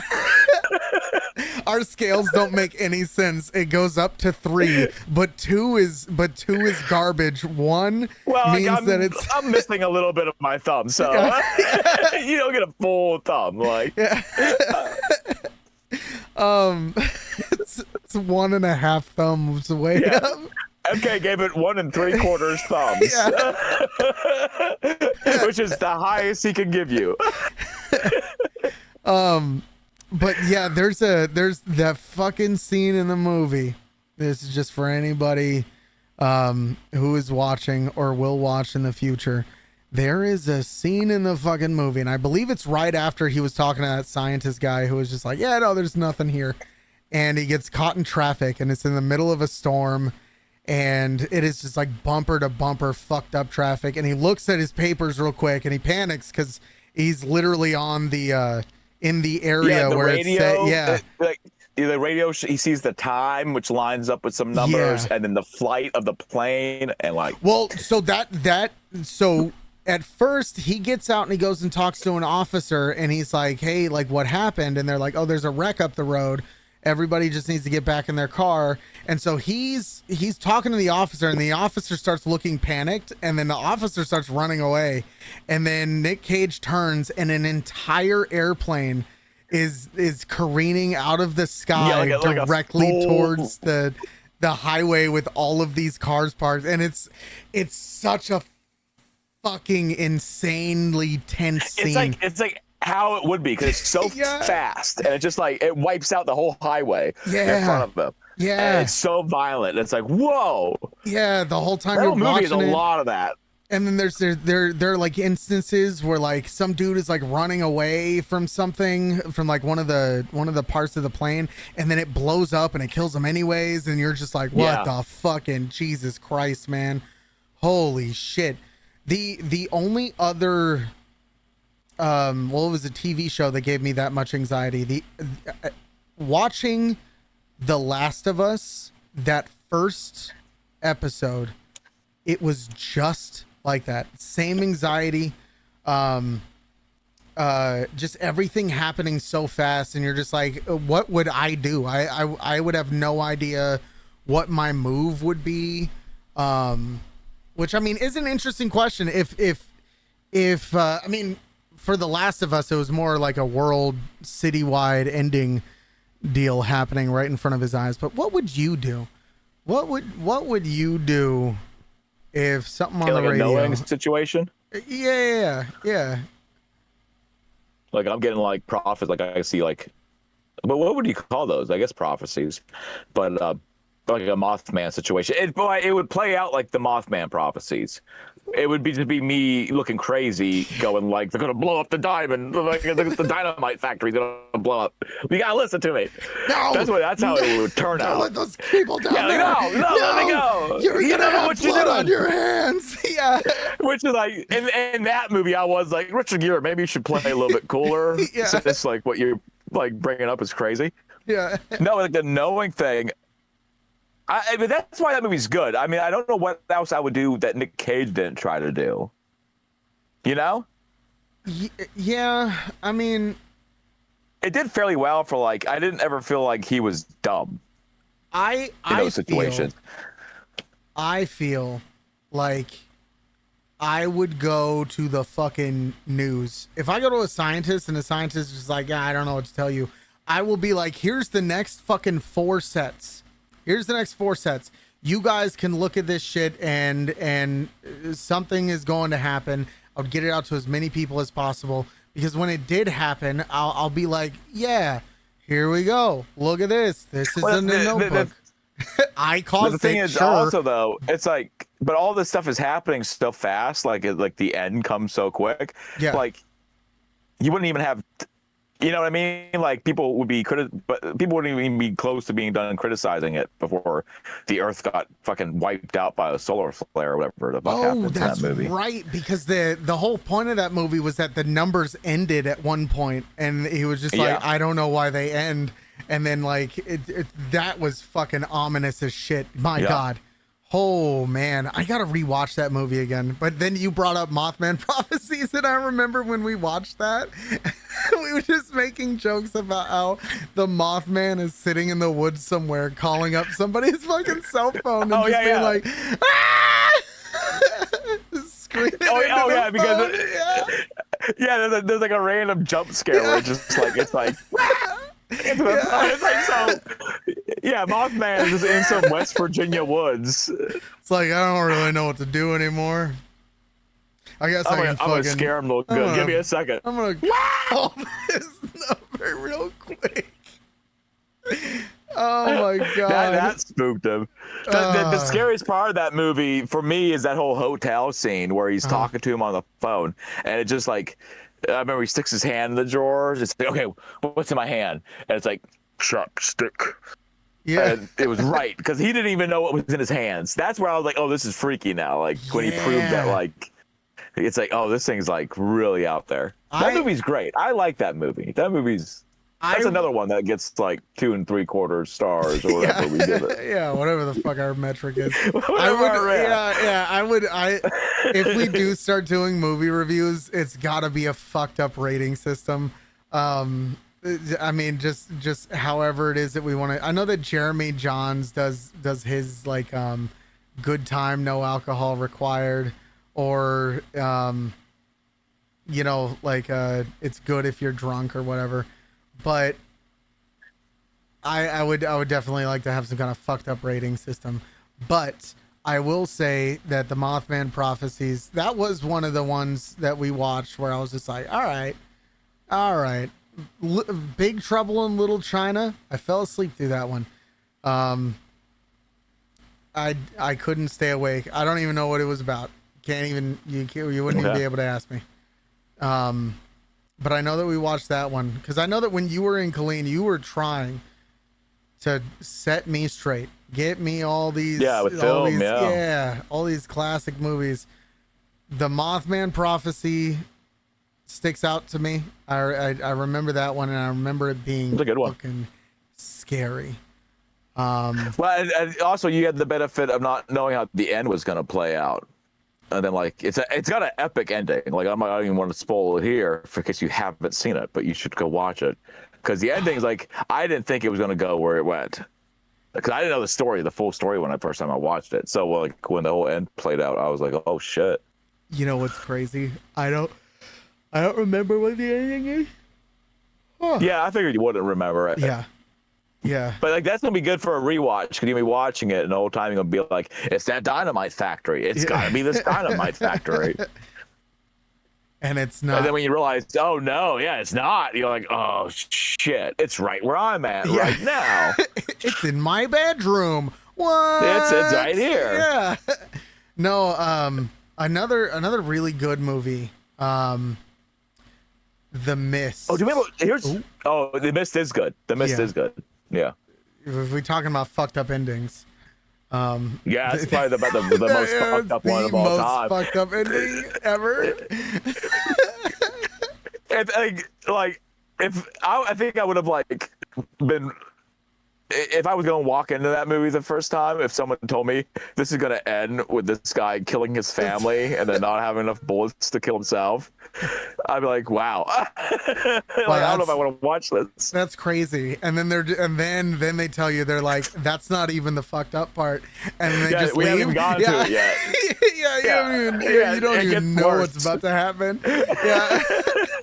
I showed that movie to one person and they were just like, what the fuck, dude? And I'm like, yeah, man. I was sitting there, I was thinking, but on all seriousness, me in that situation, if I'm in that car, why are we in any rush to kill anybody at this point? I mean, that is true. Maybe there was no immediate threat. Like they were just sitting there.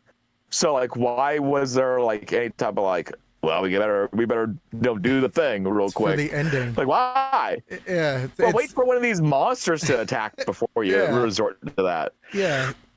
Fuck it up by killing yourself in front of them, and then they'll have to think twice before they attack. Well, imagine if you're one of these like insect monsters attacking the car, then like everyone just whacks themselves. You'd be like, oh my god. Whoa, what the fuck is wrong with these people? Am I really that monstrous? Am I the villain? Like, is it me? Yeah, am I this the baddie? Asshole just killed his kid and his wife. Hey Fred, you wouldn't believe what just happened. Yeah. There was that fucking spider scene. Oh my god. In the pharmacy is what I remember. Yeah. Oh, and then the tentacle monster that like messes up that kid in the grocery store, like rips him apart. Yeah. Like he's got like big suction cups and it's just ripping his flesh off. Like it's fucking that movie's good. That's a good one. Honestly, it is so fucking good. And it's I mean, even I don't know. Does it matter if we spoil it? It's like a fucking 30 or 25-year-old movie. Yeah, If yeah. somebody has it. Like, Yeah, it's on you if you haven't fucking watched it. Yeah, don't be upset at us. But there's that scene at the end where it turns out that all of those people that left in the beginning were actually fine, and they got picked up by the military. And I'm like, you gotta be fucking kidding me right now, man. That was the extra gut punch too. It was when that crazy lady was in the back of that truck perfectly fine, and I was like, damn it. Yeah, She was the worst. Listen, hypothetically, between you and me, if I'm in that situation and stuck in that grocery store, smashing. I'm smashing. Yeah. I'm smashing that old lady. No, Yeah. I would have taken her out. I'm a much harder individual than that guy was in that movie. But the way she started talking real crazy shit, and like too many people were like cool with it. And I'm like, no, we got to do something about her. Nah. She get a little out of hand. Come back over here. I got something to show you real quick. Yeah, fucking piano wire. just fucking take her out in the check background. this out over here. Yeah. Look at this. There's something stuck in my barrel. Check that out real quick. Yeah. You see that? I wanted to see if you can brush your teeth with a shotgun. Just finding out if you can do it. It's a real fun game. I heard you could do a really good Kurt Cobain impression. Yeah. Let's put that. Let's have a seat right here. I'll be Courtney Love, and But you know what? No one thought like. If I'm a side character in that movie, I would have just hidden that store somewhere and let all these people just be crazy on their own. I would just get away from that whole situation with madness.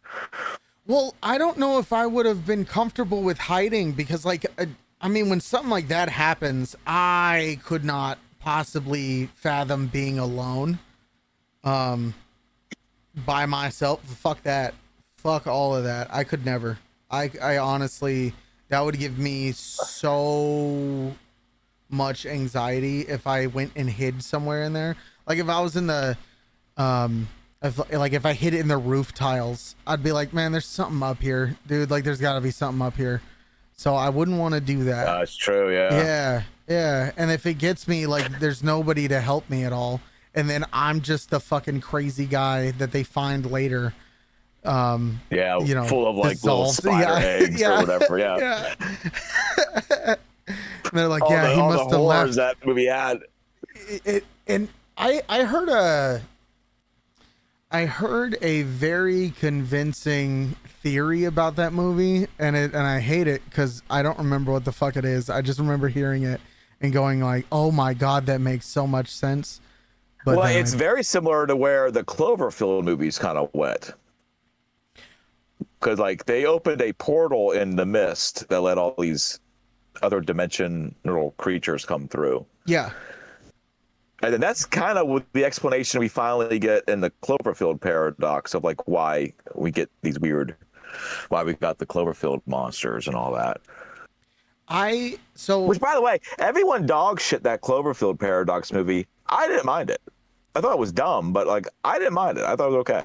I didn't watch the Paradox one, but I did watch Cloverfield Lane, and I liked that one. That's great. That one's good. So fucking good. Like, talk about a goddamn bait and switch.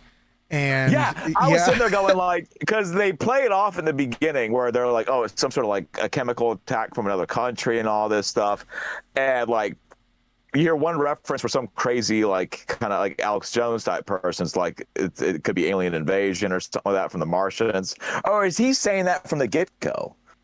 I'm misremembering it. He does say it's like alien attack or something like that. Yeah. He is very on board and it with sounds like crazy. Stuff. Yeah. And he's crazy. So you're like, okay, well, this is going to be nonsense. I thought the twist was going to be nothing was wrong. He was just kidnapping these people. Little did you know. I definitely didn't think it was an actual Martian invasion, which is what it is. Spoiler alert. Yeah.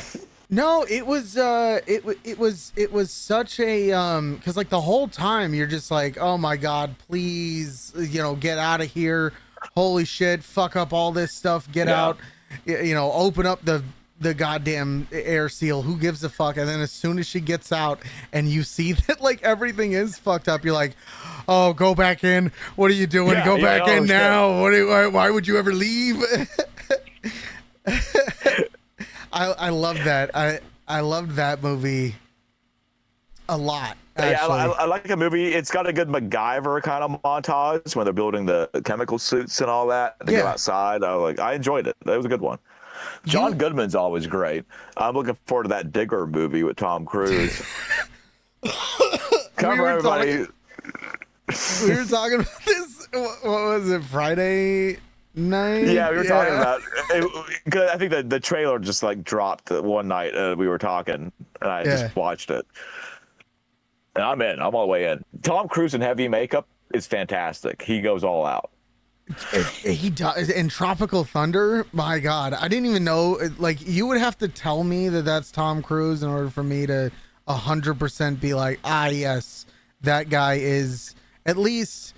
And now I'm dumb and I'm terrible at recognizing faces, so that might be my problem with that. But I loved him in Tropic Thunder. Yeah, he's great. Yeah. And it's something that you would never expect like a Tom Cruise to do, which is why I liked it so much. Yeah. So what is the Digger movie supposed to be about? He's some like old tycoon guy, and the world is ending because some glacier he's mining oil at is like cracking, and then it just kind of eludes that he's like the Earth declares war against Mother Nature to bomb this like iceberg that's gonna like destroy the Earth. That he kind of like takes it upon himself to like save the world, like he gets in his head. But it looks like a kind of an outrageous, kind of ridiculous. It looks over the top in a good way. And John Goodman's in it. He's the president. Of course he is. Yeah. Of course he is. Yeah. Why wouldn't he be? I love John Goodman. He's great. Yeah. He's such like a father figure. Can we talk about him in the Monsterverse? And then they got the guy from Workaholics to play his younger self. And the whole time I'm watching Monarch season 1, I go, when did he find the time to eat 1,000 cheeseburgers? Like, when does this happen? It's so the Monsterverse is the Monarch TV show is so hit or miss for me because of the fact that there were multiple parts in that TV show where I am on my phone and I'm just lost. I'm lost on the plot. I don't know what's happening. I don't care. You advertise this as a monster TV show. Why am I having to hear about the family drama of some fucking people I don't Why do they give a shit about? If they get to make as many episodes as they want, they could have taken out half of what was in that show. We didn't need to. None of this was important, but they were just trying to make drama where it didn't exist. Like the only plot line that's interesting is the past plot line in the 50s, and then the current Kurt Russell plot line. That's the only two that matter in the entire series, and only 4 of the 8 episodes are about that, essentially. Yeah, no, I would have preferred them just have entire episodes of just showing what Godzilla does when he's not like Godzillaing it up.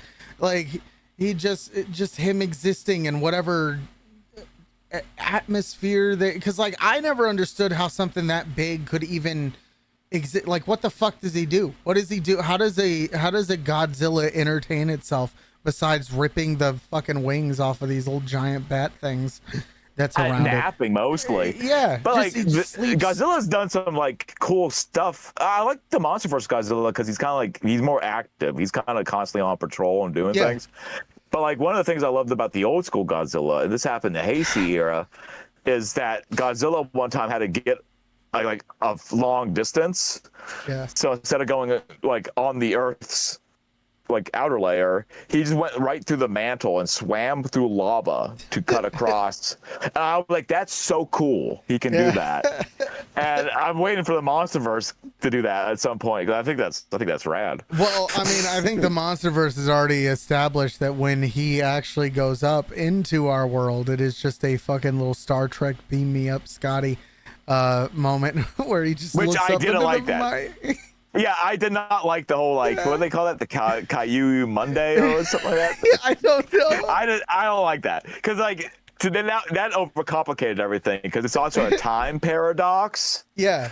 Right? Because now we have young Kurt Russell meeting old Kurt Russell. Is that where this is going now?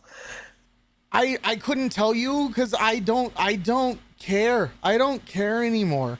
And it's I only need to worry about the sucks. movies. The movies the only thing I really care about. I did not watch the most recent one. I don't think I did. Oh, you need to watch that one. That one's great. The one with the orangutan dude and the Scar King or whatever his name was. is that like one of is Well, you know how we were talking. You just said about how Monarch, like you want to see monsters doing their monster things. yeah. New Empire has like 20 minutes where you just with Kong. I don't think anything's even spoken. And it's all just Kong going about. He meets like other apes, and the whole thing's just done with like how a movie's supposed to be, using visuals to tell a story. You can follow along with it pretty easily. And not, But and like, not, I think you'd actually love that movie because it gives you what you want. It is just the monsters doing monster stuff, and occasionally people show up and they're like, "Let's give Kong a robot arm with guns in it and shit." Does it have a fucking gun in it? Tell me it doesn't have a gun in it. No, I don't think it has a gun. No, it has something better. For no reason, they added to where when it can do an earthquake punch, I think they call it. Yeah, and it electrocutes. So when he punches you, it also electrocutes like 1,000,000 volts into whatever it's hitting. Yeah, Why you would give that ability to a fucking ape monster that's 400 feet tall? I don't know. But there you go. But imagine someone had to sit there and go like, the way the movie does it, they do it the right way, which is just like, oh, we need to help Kong out. Yeah. Luckily, there was a secret test program where we built a gauntlet for his arm, and we happen to have it in a warehouse right here. Let's just get it on him real quick. That's literally what they did. Yeah, like, it was just there, and then it's so fast your brain can't even process the stupidity of what just took place. Because before you know it, it's on. Kong's got it on, and he's just like. But you know what? Listen, that's what we asked for. Because I remember when we did it's just like, stop fucking explaining, like just monsters. Just shut up. Yeah, monsters. Put the fucking arm on him. Yeah. Who gives a fuck? I don't care where he came from. I don't care. But we have to explain why we gave him earthquake powers. No, the fuck you don't. No, you don't even have to explain the ape or why he's so fucking big. Just give it to him. My God. Literally, the explanation could have been the only way you could make it easier if somebody was just like, we just thought it was cool, so we made a killer cyborg power fist. I would love it. Give every Godzilla movie to them. Just hand it over to them because like that's what these monster movies are supposed to fucking be, man. Yeah. Steven Sommers should have directed all of these movies. I think that's why I have a little bit of hatred in my heart. I feel like if you asked all the directors of all these MonsterVerse movies, but I think it's a different one for every one. I'm sure they would cite Steven Sommers as the inspiration. He's right. There's something about those movies where it's got a little bit. Well, the other thing I liked about New Empire, and this is referring to Steven Sommers because he like enjoyed you can tell he enjoys Steven Sommers, by the way, is the director who made like The Mummy and Deep Rising and The Mummy 2. Yeah. Like a lot of the fun Premium 90s adventure movies, films. Yeah. Premium Kino movies. But there's a part in the latest MonsterVerse movie, The New Empire, I think it's called, or Frozen Empire. What the fuck was it called? I think it's called New Empire. Yeah. Yeah, New Empire, where the movie acknowledges that we're going to do a cool walk in uniforms to go to the flying machine to take us to Hollow Earth, and it just blops it out. Like the characters, okay, now let's do the cool walk, and then they literally play the cool music, slow motion walk down the hallway for like 3 seconds, and it just cuts to like, but like, yeah, that's all I needed. You need that one little moment where you're like, all right, let's do it, and then scene change, and we're here. Yeah, scene change, and we're all right, there we go. That.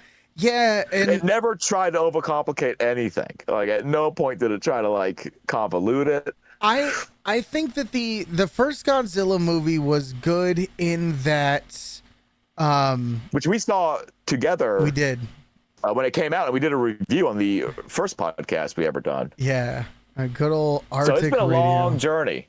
Yeah, and I remember we had found out that the director, which honestly, I mean, decent idea for the first time you're seeing Godzilla, okay, but like he wanted all the shots to be as if like none of them are like flying shots. Anytime you saw Godzilla, it's from a place that you would have been able to see him if you were on the ground or on a building, and I liked that. Yeah. He said he had the philosophy that like it would always be where you could set up a tripod at, so that it would always feel like you grounded. Yeah, which is like, I get it, but also fuck you. Like that's a little pretentious. But I get it. I like how they did that in the first movie, because they're establishing it and they're just like, okay, like listen, this is what this would be like. After that, stop. Just do whatever, you know, because they and that movie did the old trickaroo where 3/4 of the way through it, the old trickaroo, where we thought this movie was too grounded to even dare add the atomic breath. But when the atomic breath came out, that theater, we lit up. It was like, wow! We got atomic breath, everyone! It's real! It was so fucking cool the way that they did it. It was good, dude. And you see like the light. So we're sitting there, it's like an IMAX screen, and you just see that little blue light up, and then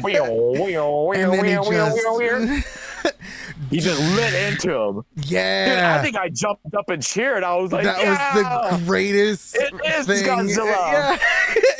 He does exist, you guys. He does. He's real, guys. Oh my god, I loved that so much. It was such a good and those fight scenes in that movie are good. I thought they were like, I mean, it's crazy where they are now with them, but like when it was still like they were trying to keep it more grounded. It's just like, that's a proper monster fight. Like it's what it would look like these skyscrapers just like falling over. You know, amazing. Whenever I watch those kind of like monster movies now, like I watched Godzilla versus Kong, and then there was Godzilla versus Kong was when they had the Mecha Godzilla, right? Yeah. That final battle in there, this is how I know that like I've been sapped of all of my childhood wonder. I was watching the buildings get destroyed, and if you're about to talk shit about that movie, no, I'm not about to talk shit. There is okay. no shit being talked. All I could think was, that's really fucking expensive. Like as the skyscrapers were coming down, I was just like, I don't even know how they're gonna fix this. It's fucking mess. There's like a part in that movie where like Mechagodzilla grabs Godzilla and then just drags him through a city and like apartment complexes. And I did the same thing. I was like, how much did this cost?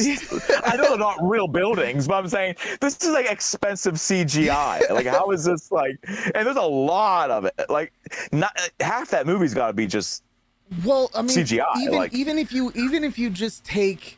Like, because what I'm talking about is like when he like, for example, what you're talking about, where he drags Godzilla through the city.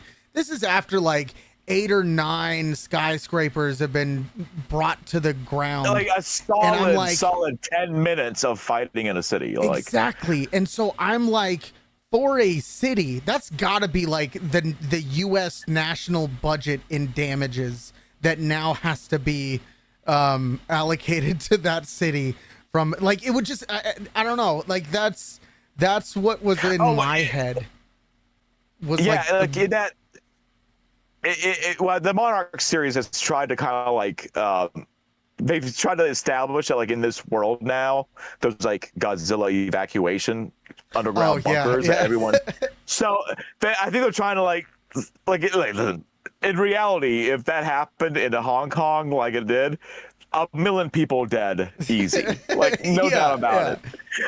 And it would be the biggest thing ever to happen on Earth. It would be Hong Kong being completely laid to waste by 3 giant fighting monsters. Which honestly, with questionable alliances, we're not even sure why is the fake lizard fighting the real lizard. The monkey's now fighting with the lizard. Like how they were just fighting. As humans, you'd be sitting there going like, "What's going on?" What the watching fuck is TV happening right now? No, the monkey's on his side now.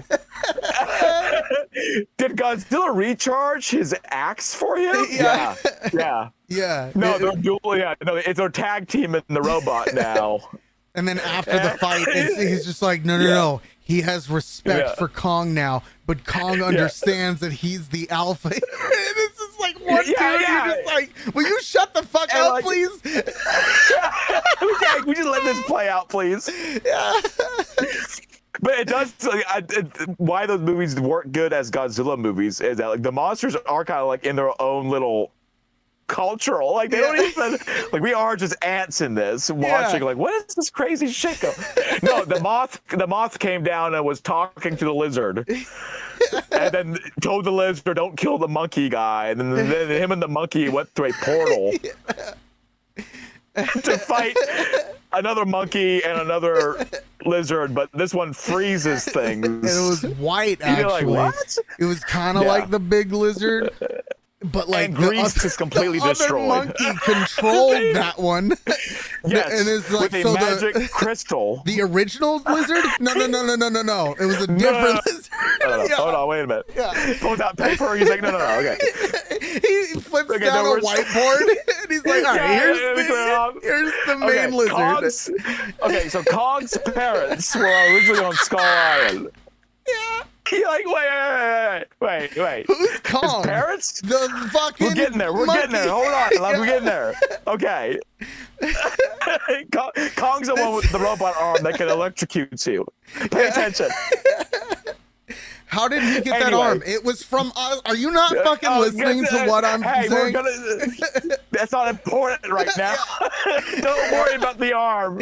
That needs to be this needs to be like filmed somewhere where it's one guy that's having to like in the middle of it would the be like in the middle of like the city's like falling apart and some guy's trying to explain it. No, and then okay, there's a 3-headed dragon now.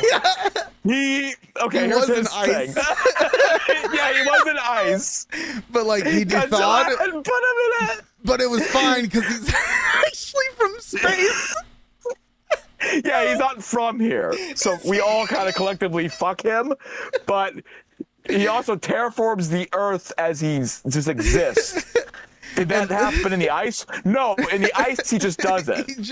He's just asleep, I guess. Oh my God. What's the pterodactyl? The pterodactyl's he's just there. I mean, he doesn't really have we're thinking he's like a dinosaur or something, but like who really fucking knows? Honestly, he came out of a volcano, actually. Yeah, he came out of But that really doesn't have anything to do with anything. Don't worry about that. We're not talking about him right now. We're talking about... Also, 50,000 people died. Like the events of King of the Monsters would be so... It's 9/11 times like a million. Like it's... That's why like I like that was a big deal in the MonsterVerse with the whole King of the Monsters uprising. Because they would have just like swept that away and been like, oh yeah, everything's fine now. Yeah. The guy's having to explain. All right. So the lizard one, right? All the ones these all came from around the world from different areas. The big fucking hairy one, that one's from like another part of North. They all understand that like he's the how do I say the king of the monsters now, so they all respect him. There's not going to be any issues. He's pretty much taken over the entirety of the chain of command here, so we're all good. Because he'd be there. He'd be like, see how they're all bowing to him right now? Yeah. That means he's now the king In his culture. for now. In his culture, yeah. That's Monster culture, he's the king. That would be what it is. It's like, there's a whole other culture we can't even comprehend, and there's all kinds of shit going on with it. Oh my god, that needs to be they're ordering an evacuation for the building, and he's like, no, fucking stop listen. The monkey is the thing that has the he's putting everybody's life in danger just to get Which monkey is it? Is it the orange one or the black one with the beard? Why can't you fucking listen to me? He's just, he hasn't explained anything. So is that Kong's parents? No, Kong's parents are dead. They got killed by possibly... Listen, we don't know if it was Godzilla or a skull crawler. What's a skull crawler? Shut up. They don't even worry about We're not that. even fucking talking. Not even there. That was 3 movies ago. We don't have time for this right now. Yeah, we don't have time for this. Can we get a jetpack on Godzilla so he can fly? Is that something that we could construct? That's coming. I feel like we're gonna get like full body armor Kong in the next one, like just full mech suit. Why we would have to give him one, I don't know, but no, I think the next one they're gonna have a they're gonna have the humans have their own little like Pacific Rim-esque deal. And Are we suggesting Jet Jaguar? Wait. What? You never seen Jet Jaguar? No, I've never seen Jet Jaguar. Voltron? So Godzilla, basically a Voltron kind of situation. Yeah. This scientist, or I think might have even been a kid or whatever, made a robot that could change sides, and his name is Jet Jaguar. And him, so he grows to be like, he can grow to be like Godzilla size through like kind of thing. Yeah. This is like 1970s visual, so you can imagine a toy that goes. Yeah. So it gets big, and then originally he fights Godzilla, but then this other creature shows up, Megalodon, I think his name is, or yeah, I think that's what it's called. Fucking fish. It's not. It's like a dinosaur with like a long neck, and he's kind of goes. Whoa. Okay. But anyway, so Jet Jaguar teams up with Godzilla, and there's been speculation that Jet Jaguar might make a return. Oh. He might be back. Oh. So if we go Pacific Rim style, we might get like a proper Jet Jaguar type of situation. Because I mean, honestly, which I am here for. They don't even have to explain it to me. Just Jet Jaguar could just be there. Just as if he's been even reference shit as if he did stuff in the prior movies. I don't give a shit. Yeah. Just have him on there. Nobody cares. Yeah, kind of like old security camera where you just see Jet Jaguar in the background, just like, yo. You just shittily Photoshop him in to all of the scenes. Retcon Jet Jaguar. Yeah. That'd be great. That needs to be the thing with those. I'm glad the MonsterVerse took the direction of not taking itself seriously, because like with what now Toho is putting out, it's the perfect thing. You want them to be on each end of the spectrum. You got like this ultra serious, like good look at Godzilla, then you got like the classic schlock Godzilla that we all know and love. So like we got like the best of both worlds right now, which is great. I need to sit down and like actually watch that Shin Godzilla. Shin Godzilla, and you have to watch -1. Yeah, you gotta watch that. I do remember that you said that I should. And there is an English dub. You can go on Netflix and put English dub on. Oh, well, look at that. They speak English. Hey, there we go. But they did change some of the dialogue, and I don't like it. Why? They made a few changes on it. Well, in the actual Japanese spoken language, there's like a lot of like comments to like, so a lot of stuff like, hey, we gotta stop this thing to save like the world, like it's gonna kill us all, like everyone. In the dub version, they make it more like nationalized, where it's just like it's gonna destroy the country, it's gonna do this, where I was like, it's not as broad as, well, it kind of like makes it less of a big deal. Yeah, you know what I mean? Yeah, where it's like, no, we were talking about the world before, like now it's like, okay, well, Yeah, it's going to destroy the country, but also it's like it's not going to stop. It's not like Godzilla's going to be like, well, I got those, I got the Japanese, I guess I'm done. Yeah. America owes me some goddamn money. No, He is coming to America, the new one. That's the big. That was the big surprise of the trailer. Is that the fight? He's attacking New York City, 1940s New York City. How the fuck does that? Oh well, Oh yeah, 1940s. I guess we just got done doing some pretty crazy stuff overseas. We probably don't have all of our armaments available, but I was like, I am convinced that right now, with all the fucking weapons we have today, I don't think Godzilla could do a fucking thing. I think we'd be able to fucking take him. I think we'd at least be able to. Shit. You know that's not how that works. What? Godzilla doesn't. He's impervious to any type of mortal weapons. Oh. Wait, why'd you phrase it like that? Any type of mortal. It's like, well, he's you're like, cursed by a witch. Hey, our missiles are way better. It's like a missile's never done anything to. We're not talking about the '98 Godzilla. That's not. But like Godzilla's taking like that doesn't count. That doesn't count. But, like, we don't talk about that one. They've literally shot a black hole at him. Like there's one movie they built a black hole gun to shoot black holes at him. And it doesn't. He literally just like he's just standing there after they shoot it, and everything's been sucked in, and he's just standing there, and he's just like, okay. Well, is that yeah, supposed stop to do Godzilla. something? That's crazy like, that somebody had face. a fucking black hole gun just lying around. Yeah. There's like, all right, and Jason. If my memory serves me correct, the black hole took a skin cell off of Godzilla, and that skin cell was transported somewhere in the middle of space, and that skin cell evolved into Space Godzilla. Fucking Space Godzilla.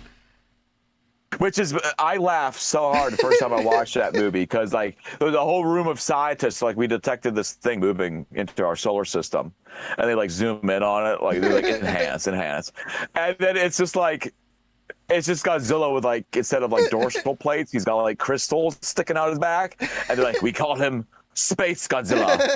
I'm like, is that the best name you guys could come up with? Like, how much money do we fucking pay y'all in taxes every fucking year? Yeah. And nobody. Like, what's this monster called? Like, you exist in a world where you got like Godzilla, Mothra, Rodan, and then all of a sudden you got like Godzilla 2, basically. Yeah. Like Space Godzilla, guys, come on. Yeah, Son of Godzilla. That one was super interesting. That's what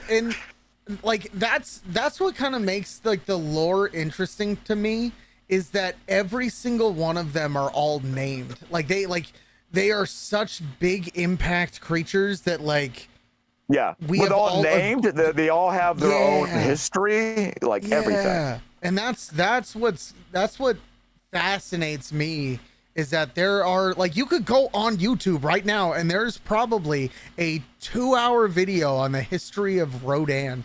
Who the fuck gives a shit about Rodan? But there's that I lore. like Rodan. Leave Rodan alone. Why do you like Rodan? He's just a pterodactyl. Because his attitude is kind of like a Loki type of character. He's a trickster. You never know what side he's going to fall on. He's only going to do what's going to benefit him. That's his character, Damien. Aren't you paying attention? Did you listen to the guy? Yeah, don't you remember did you listen to that the guy King Kong's parents were killed by some kind of creature? Yeah. Might have been. He's like, we're getting to Rodan. We're getting to Rodan. Hold on, wait a minute now. All right. There was 2 of them, all right? Yeah, we got to go to the volcano thing. All right. Yeah. I love Panic Guy trying to explain monster culture to someone who doesn't know what it is. And getting frustrated at them for like getting lost in like this super crazy. Didn't you watch CNN? They covered this like last week. Yeah. There was a whole fucking PBS special. Jesus Christ, Greg. Imagine like a news anchor having to explain what happened in Hong Kong. So like, think about that. A lizard. There was a gorilla, and they were fighting. That's not even it doesn't even start there. Godzilla goes to Hong Kong and then just shoots for an hour, he just shoots his atomic blast into the ground. Oh yeah. So right there, yeah. there's an hour of news where the news anchors would just be like, Godzilla's just shooting the ground. He's just still going. For like an hour. He's still going. We don't know what he's doing. My son actually does this in Minecraft. Now a monkey is coming out of the hole. Oh, and a twist of events, ladies and gentlemen. Oh, shit. Oh, my God.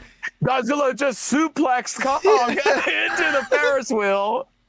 Oh, the humanity. From the top rope. Oh, God. Oh, God. King Kong is getting a quick recharge on his power glove. Yeah. Hold on. Let's see if we can get a hit in. We'll get back to you right after ringside these messages. Totino's pizza rolls. My baby back, baby back. Yeah. We'll be right back. Yeah. It would turn into like wrestling commentary, the news, almost instantly. Oh my God. The best part of the new Empire, the big fight scene with Kong, Godzilla, and then Scar King, and Shimu, I believe, is the name of the other turtle thing that shoots ice. Shimu.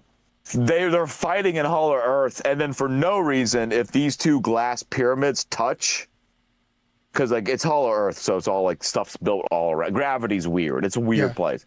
When these two things touch, there's just no gravity. So you get a zero gravity scene where Godzilla roundhouse kicks monkeys in zero gravity and then swims like a fish. And I cheered. I stood up in the theater. I went, yes, we did it. Because when people like always make fun of like the old Godzilla movies, it's always that one where he's like skidding on his tail and like kicking somebody. Yeah. That movie does that's like 10 times that. That's even more crazy than that. But we've talked about this, but like the old Godzilla movies, and you've kind of explained it to me that they were meant to be kind of corny, like they weren't meant to be taken too seriously. Towards the end, they were more kids movies. Like that was the audience. So like the first couple are like adult movies that are like anybody can watch. And then they started getting schlocky with like Baby Godzilla and that type of stuff. But like the original Godzilla versus King Ghidorah, it establishes that all the monsters have their own like people that worship them. And what determines royalty in the world is actually what bloodlines had telepathic communication with like their monster gods. So like Rodan would have his own worshippers, and the king would be the one that was the person that had the ability to telepathically communicate with Rodan. I'm imagining the panic guy explaining all of this. I am the panic guy. Yeah. I am like, okay, here's what happens. So King Ghidorah, he comes from space, but it was a long time ago, a race of people, and someone happened to be telepathically linked to him, so he uses that person to bend the rest of us to his will. What the fuck? I'm missing something. Hold on, wait, what are we talking about? Is he completely brain farts out? Like, what's going on? Okay, who's the tiny twins? Okay, those are the keepers of Mothra. They speak for Mothra, which is the moth. He'll be here in a couple minutes, I'm sure. He always does. Yeah, but I thought he died in the last movie. He doesn't fucking die. Mothra doesn't die, stupid. Do you not fucking listen to She's anything? constantly rebirthed. Come on, pay attention here. The moth. We know this. Holy shit. Anyways. So Kong's trying to figure out who killed his parents. He suspects Godzilla. But right now they're kind of cool with each other because that three-headed dragon is not from here, so he has to go back to where they came from. And Rodan's, for some reason, taking up sides with him. But that's Rodan's character, you see. No, that's Rodan. He's a little bit of a trickster. You never know. He's a trickster guy. Are you one of these things? Are you personifying these? Then you're just King Ghidorah. You're one of the people that he's controlling. Turns out King Ghidorah really. That one head's just like watching me like. Yeah. I don't like when they try to explain the like physical anatomy shit in those movies. 'Cause they try to do it with Ghidorah. They're like, oh, his body's so big that he's telepathic so that he can control his body. Already, I'm like, that's like too much explanation. Yeah. Yeah, that's too stupid. Like, I don't need to know all that. I don't need to know all that. Who gives No, a thank fuck? you, MonsterVerse. Yeah. My God, man. See, I didn't know any of this, and most people don't. Most of the people who watch fucking Godzilla content, they don't know. But like, I'm interested in that kind of No, stuff. I mean, no, it's like it's what those movies are. It's like I'm confused why. I think if more people watched, like actually sat down and watched them instead of what they think they are, they'd be surprised at what they actually like. What is the movies, especially the old ones. If you actually watch them in order, and they're sort of like James Bond movies where they're never quite fully connected to each other, but there's enough there, where it's like, okay, this is a continuation to some degree, Yeah. but never too closely. But I think most people would be surprised with what those movies are. Like the original Godzilla versus King Kong is like a straight up comedy. Like it's like even they knew when they were making it that this is like ridiculous. So like they leaned into it. And that's what I like about those. Particularly that one. That one's actually really funny. Because it's kind of meta. Like there's people in the movie that are like, you want to bring Kong to Japan to fight Godzilla? Like this is kind of dumb, right? Like that's in the movie. And then like as soon as they do and they start fighting, people are like taking bets and shit on who's gonna win. Like what would actually happen? I tell you what, in the MonsterVerse, Kalish fucking app would be blowing up. The Kalshi on monster fights. Yeah, the Kalshi app. Yeah, that would blow up. And again, that it blows my mind that that's even a fucking thing that's available. Yeah, because it's not good. I don't understand how we've gotten to a point in society where you can bet on the fucking weather. I don't get it. I don't understand. You can bet on like if somebody says something on television or not. It's so fucking dumb and it pisses me off. Well, the thing is too, is like when you're gonna bet on anything, like how much stuff's gonna get manipulated. Yeah. To win a bet. The news reports polymarket odds. Why the fuck are they doing that? Yeah. Who gives a fuck what the polymarket odds are? Why are we talking about this? They report it no differently than they report like poll readings. Yeah. And it's like, wow, that's just people guessing. Like that's literally people betting. Like, what do you mean? Guessing what might happen. Who gives a fuck? What is this? It'd be like the news reporting. Yeah, it'd be like the news reporting like a horse race and being like, well, a lot of people got their money on Lucky 7 over there. It's like, okay, and who gives like a shit? Lucky 7 isn't doing too fucking well right now. I don't care. What if he breaks his leg? It's also going to rain, and he's not that good in the wet. Put me down for 20 on Behemoth. Yeah. I don't think Lucky 7's got it. It blows my fucking mind that we're just cool with that.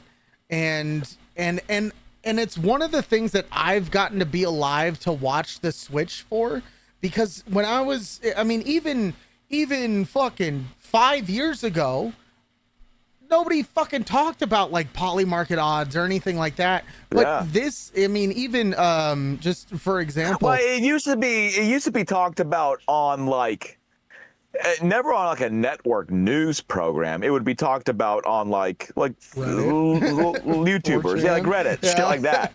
4chan, shit like that. Yeah, like YouTube live streamers covering shit. Like that's who would do it. When like they're like taking breaks in the news to report like betting odds in Vegas right now. It's like, wow, this is the opposite of news. Yeah, like this is almost reverse news. I don't understand where that started happening, and I really noticed it during the presidential elections, where it was always just like, oh well, this person is just recently got a 20 point raise on Kalshi, and our analysts are here to explain why that might have happened. And it's like, do we just not fucking do we not use polls anymore? Do we not is this really where we're going? And it's depressing. It's depressing the fuck out of me. Well, and knowing... like polls, like we're old enough to know how they do polls, where they just stand out in the corner and they ask people. But it's like that's not really that's accurate for literally like the square block that you're standing in. Like this isn't like the 1960s where people don't like leave long distances away from their community. Yeah. Like if you're standing in like a city, you're just like you're gonna get like basically like just that like little microcosm right there. Yeah. Like you're not getting like I polls mean like almost nothing to me because it's like I know how they do it and it's like it's not I can see the flaws in it, just the action of it. Like I've never been called. No one ever called me and asked me for any polls. You know what I mean? Like so who are they asking? Who are they talking to? I for trust... 40 years no one's ever called me and said, hey, who are you voting for this? Nothing. It's never happened. Or when they do, you just hang up on them. So then how much do you trust the people that answer those questions when they do get those phone calls? That's true too. Yeah, I would fuck with them too. Yeah, I would. I'm like, I really think that Truman's gonna get it this year. It's like fucking I like president. Ike personally. Yeah. Oh my god. I feel like now, like the presidency, if you could just go in there with like an old school name, like Eisenhower or something like that, you would just like your odds are like substantially more increased. Oh, so I've already made the decision. You have to be, I don't know how old you have to be. Fuck it. I don't give a shit. I'm running every year. I'm running for whatever political office I can possibly run for. Yeah. I don't care. I'm going to run for president. I'm going to lose a lot, but who gives a fuck? I don't care. Eventually I'll get there to a point where like, you know, like I would like oppose. Let's do that for the next election. Let's run against each other. We should for presidency. Let's see how many votes we get. But we should talk about things. We talk about things that nobody is affected by. Oh yeah, like the most minute stuff. Death penalty for people who don't use the turn signal. Yeah. Like you're dead. Get out of here. Fake Newtons should come in more cookies in that little bag thing. I finished that shit off in about an hour flat every goddamn time. They need it. They need more packaging. 100%. No, I'm down. I'm down to do some shit like that to where like everybody else is panicking about like the election. Dude, we can have debates. We can have debates on nonsense. Like it'd be great. We have full ability to Photoshop each other and in pictures, so that way we can be like, you know, he was caught with heroin. Yeah, I'm gonna do like hit campaign commercials where it's like Damien once said he supports blind children. Yeah. So here's him punching one. And then clearly an AI video of you like punching children. Is this who you want to be running your country? See what MK failed to realize was the circumstances that led up to me punching that blind child. You see, they're little sticks that they use the F slur on me. Yeah, that was actually MK's child. And he's racist. Yeah, he blinded that kid. And told him to run up. Did I tell you about my son was in class one day and they were talking about the Titanic and he raised his hand and he was like, some people say that was an insurance fraud. It was the most common it's a full spill on the Titanic. I was like so proud of him. I've never been more proud ever as a father to be like call out a teacher on the Titanic insurance fraud conspiracy. I think it's great because the second you said that, I was like, I already know who fucking told him that. At what age did you sit that kid down and you go, all right, listen, you got to know this. If you're going to know anything in life, listen, this is the one a hard thing. World out there, Corbin. The Titanic was an insurance fraud This job. Might not be the Titanic. This could be the Olympic. Look at the windows here. Yeah. Take a look. Sit down, son. Take a look at it. Does that shit make sense to you? Oh, yeah. Didn't me either. And he's like a baby. He just has no idea what's going on. Yeah, I guess so. They cut to they cut to his like 6th grade teacher having to sit there and get lectured by a child about how the Titanic didn't actually sink. It was the Olympic and it was all done for insurance purposes. Oh my God, man. Oh, it has been. I guess we're getting to the end here. Yeah, We're absolutely. both yawning. I'm out of Yeah, coffee. dude, I am. Whew. You know what? But I enjoyed it though. I had a good time. I did too. I very much did. We're gonna 100% next episode is gonna have a pretty sweet intro that I think all of y'all. We definitely got to clip the MonsterVerse guy trying to explain the events happening in the world. I can definitely I can do that, and I will probably be able to clip in that. I don't know what show it's from, but it's where the guy has like all the like strings and shit on that board, and he's like explaining stuff to people. Always Yeah. Sunny. Yeah. He's like, okay, here we go. Yeah. So yeah, we could definitely do that. Listen. The show's over now. We're just doing a business meeting real fast before get we the cut fuck it off. out. Can y'all mind your own goddamn business? We haven't been watching the comments. There's been some savage comments here. Mulvey Motorsport said, draw X's on the sidewalks where the jumpers hit the ground. Jesus Christ. What the fuck? That's an old one there. Oh my God. Holy shit, dude. And then he also said earlier than that, talk about the submarine stream I did. We were talking privately before this, not me and Dan, but me and Mulvey, about I should do a gaming stream where I play submarine games in my submarine. In your submarine? In my submarine. Oh, man. I'll put some mood lighting in here. There we go. Dude, you know what? I'm proud.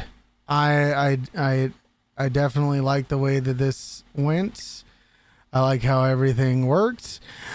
Everybody, we will see you next time on Tax Evasion for Ghosts. Yeah. Fuck taxes. Is it over? Yes, it is over.